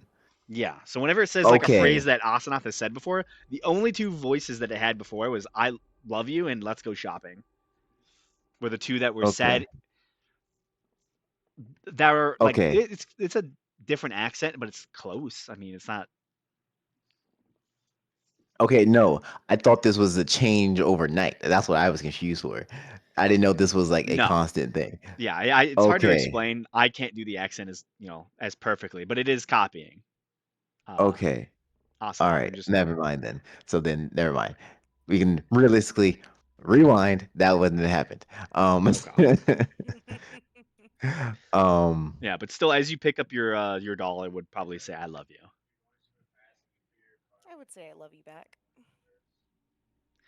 That's like a gift from me.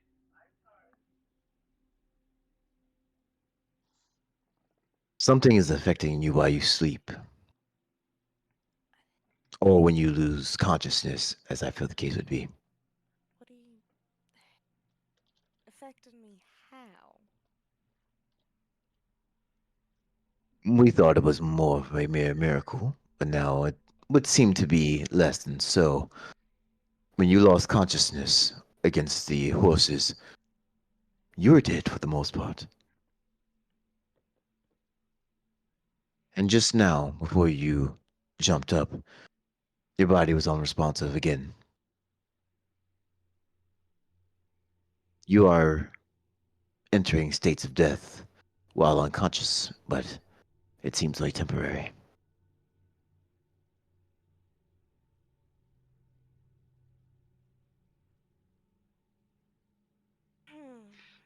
Yes, because I it's not just guess. healing.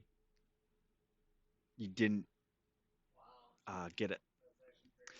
Oh, I Uh, didn't get him. I yeah. didn't get No, him. you died. Okay. Yeah, you straight Yeah. up died. So there's no long rest for your dead. uh, I guess that would explain why I don't feel very good. yeah. What are you feeling?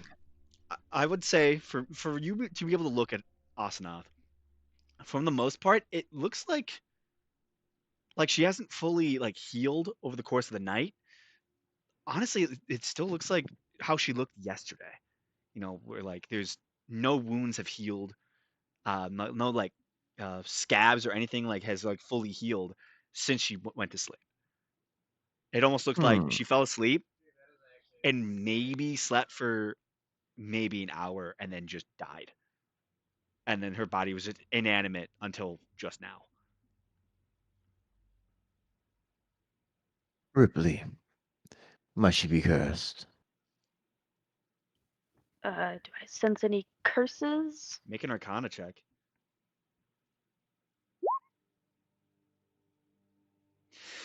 With 20, um, you don't know if it's necessarily a curse, but you're fairly like your thought process keeps going to the fact that if she died in that fight,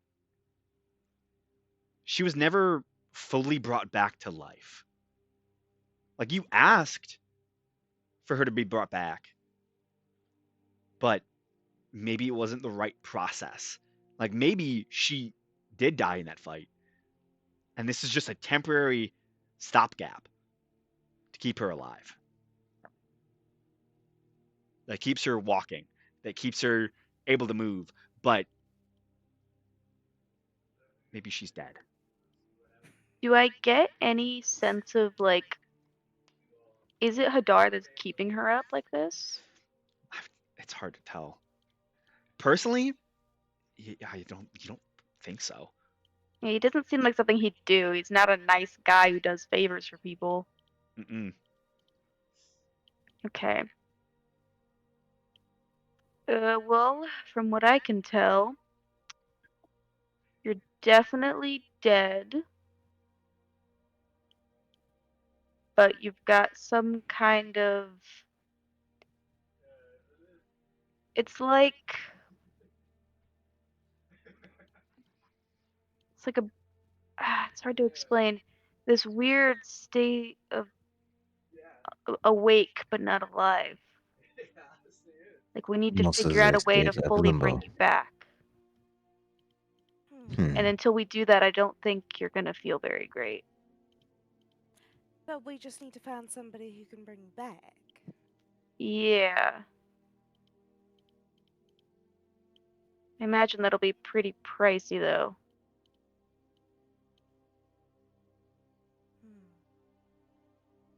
Well, I suppose we need to add some things to our to-do list then. Bring Osnoth back to life. I need to get my curse cured as well. I'll update our to-do list here. Egil, remove curse. Asanoth, no longer did.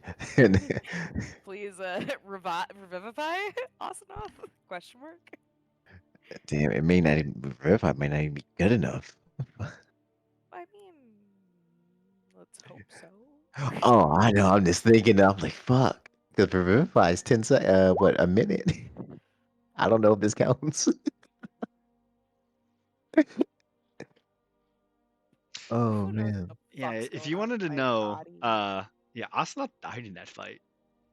I, Asanoth, Yeah. I'm gonna Asanoth be honest rolled a with you. 7+1. I'm pretty Yep. sure.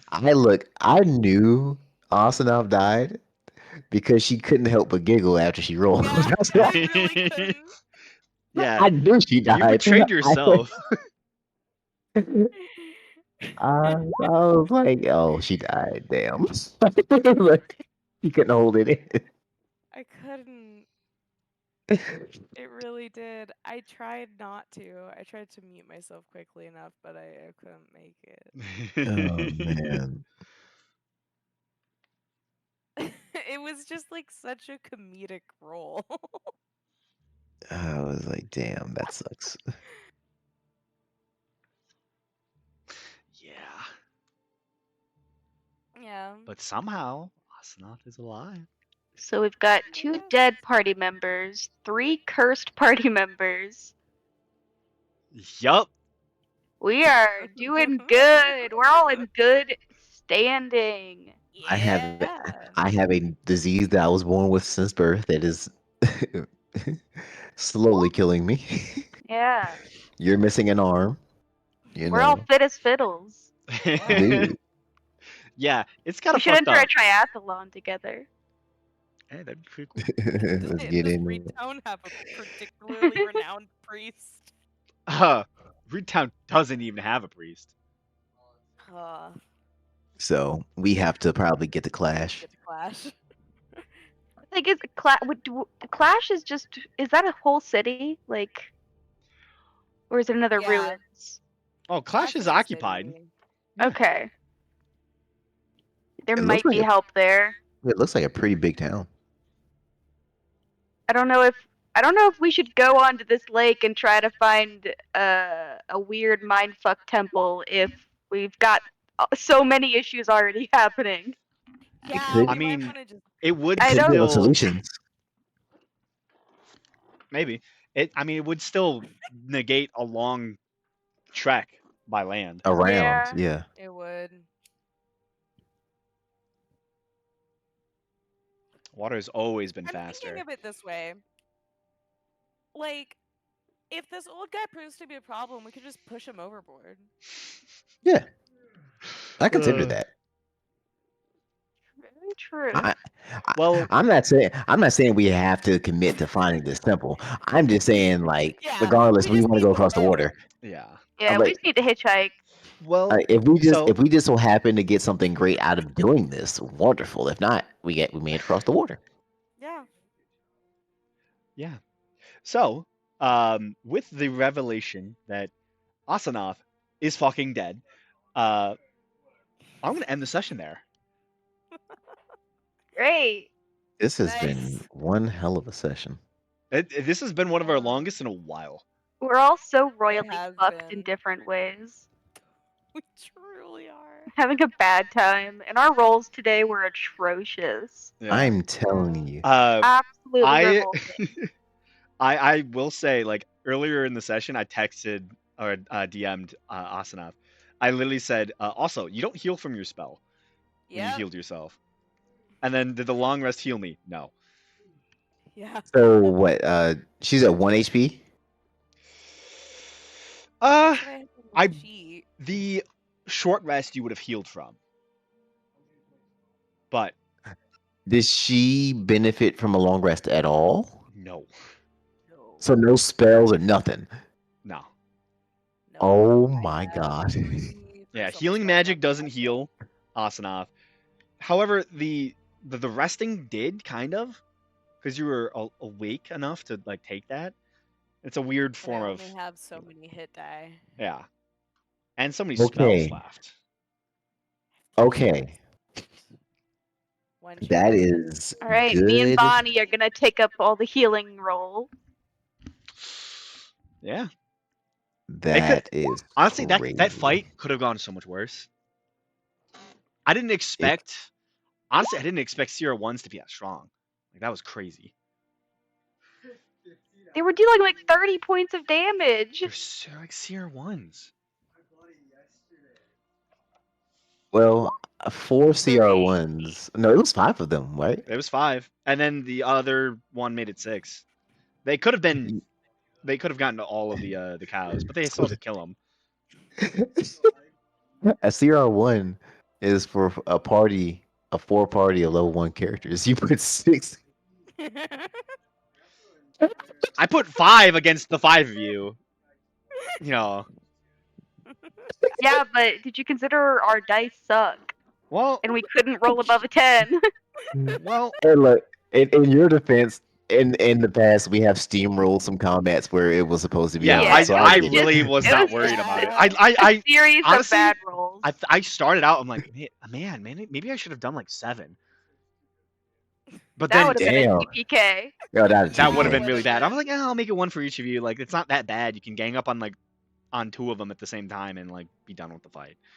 But I think it was just we had terrible thought. rolls. yeah. That Also, was the it could have been so issue. much worse. Only one of you failed the charm, which the charm is bad. Like, it actually is really really strong, but it's a DC 12. Like, it's so low.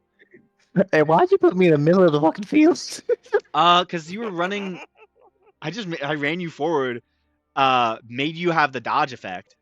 I put dodge on you, and you threw a dart and missed. Like, that's literally what happened for your turn. Oh, damn. Because I was like, yo, Because I was like, am in a okay, I smack- didn't even move fully forward. I moved close. I'm like, okay, I'll throw a dart from here, Oh. and then you can move in further into the fight.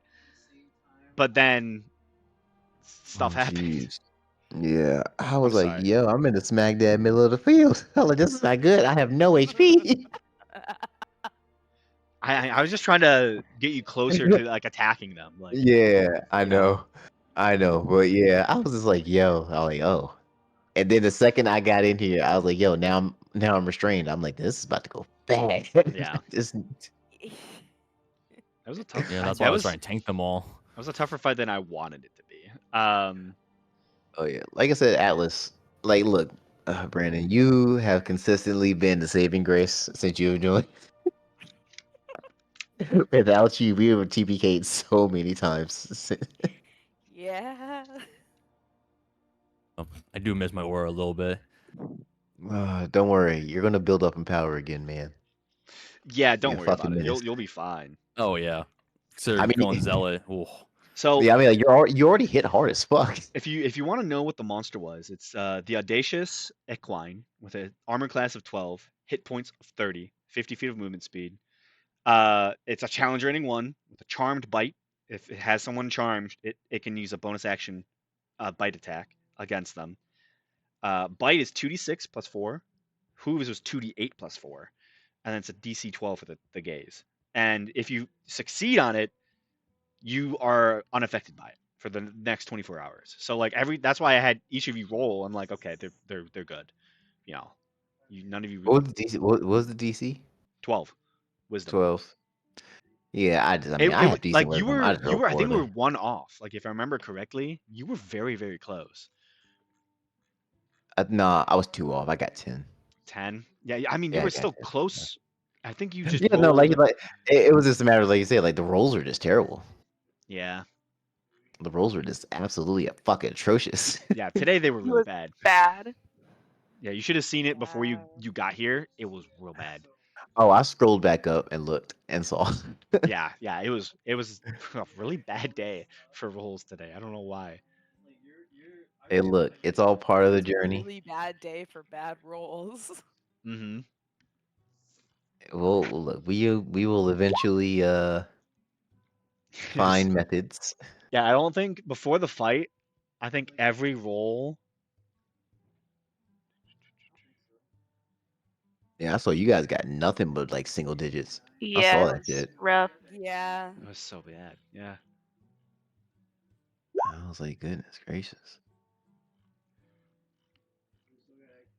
I felt bad for not being here initially. I was like, hey, apparently I didn't make too much of a difference. I mean, you got that final kill.